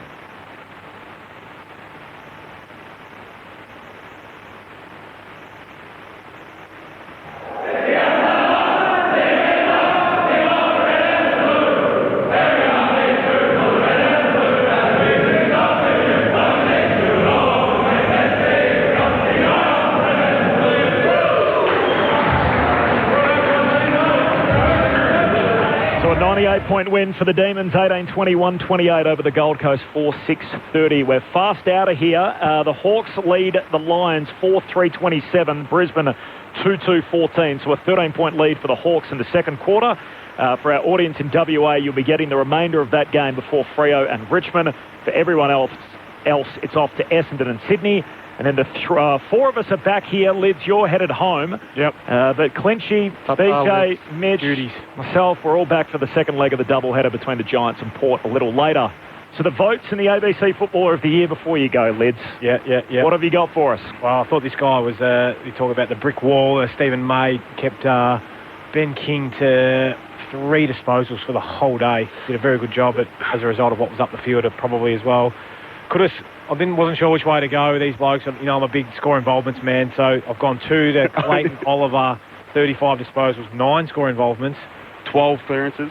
Yeah, I know. I'm a big score involvements man, not clearances. 3 to Christian Petrarca, 32, 2 goal assists, 15 score involvements, so an extra 6 clearances and 10 inside 50. You could have 20 score involvements if you could kick drop punts. Yeah, well, you probably could, but that was very, very good. So, yeah, 3 to Petrarca, 2 to Oliver, 1 to Steve May. Unlucky Luke Jackson. I thought he could have nearly snuck in there with 4 goals. Best 4. That'll just about get him onto the leaderboard, Christian Petrarca, in the ABC Footballer of the Year. So he was a notable name missing as we headed into round 20. 3 for Petrarca, 2 for Oliver, 1 for May.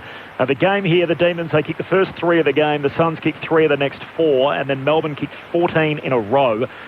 Flanders kicking the last goal of the game, time on in the final term. So after getting out to 104 points at one stage, Melbourne ended up winning by 98. First time ever 5 games on a Sunday in VFL-AFL history, the first one of them done. Melbourne by 98 points. In WA, you're off to Hawthorn and Brisbane. Everyone else, it's Essendon and Sydney. Thanks to Craig back in the studio, to Jules, to Mitch Cleary, to Brett Delidio. You'll hear more from Brendan Goddard, Matt Clinch and Mitch throughout the day. Signing off from Docklands, a 98-point win for the D's and a devastating performance. Being in nature permeates your body. It affects you physically and spiritually. Join Mystery Road's Aaron Pedersen as he reconnects with the beauty and wonder of our country. A land like us is alive. Back to Nature starts Tuesday, August 10 on ABC TV and streaming on iView.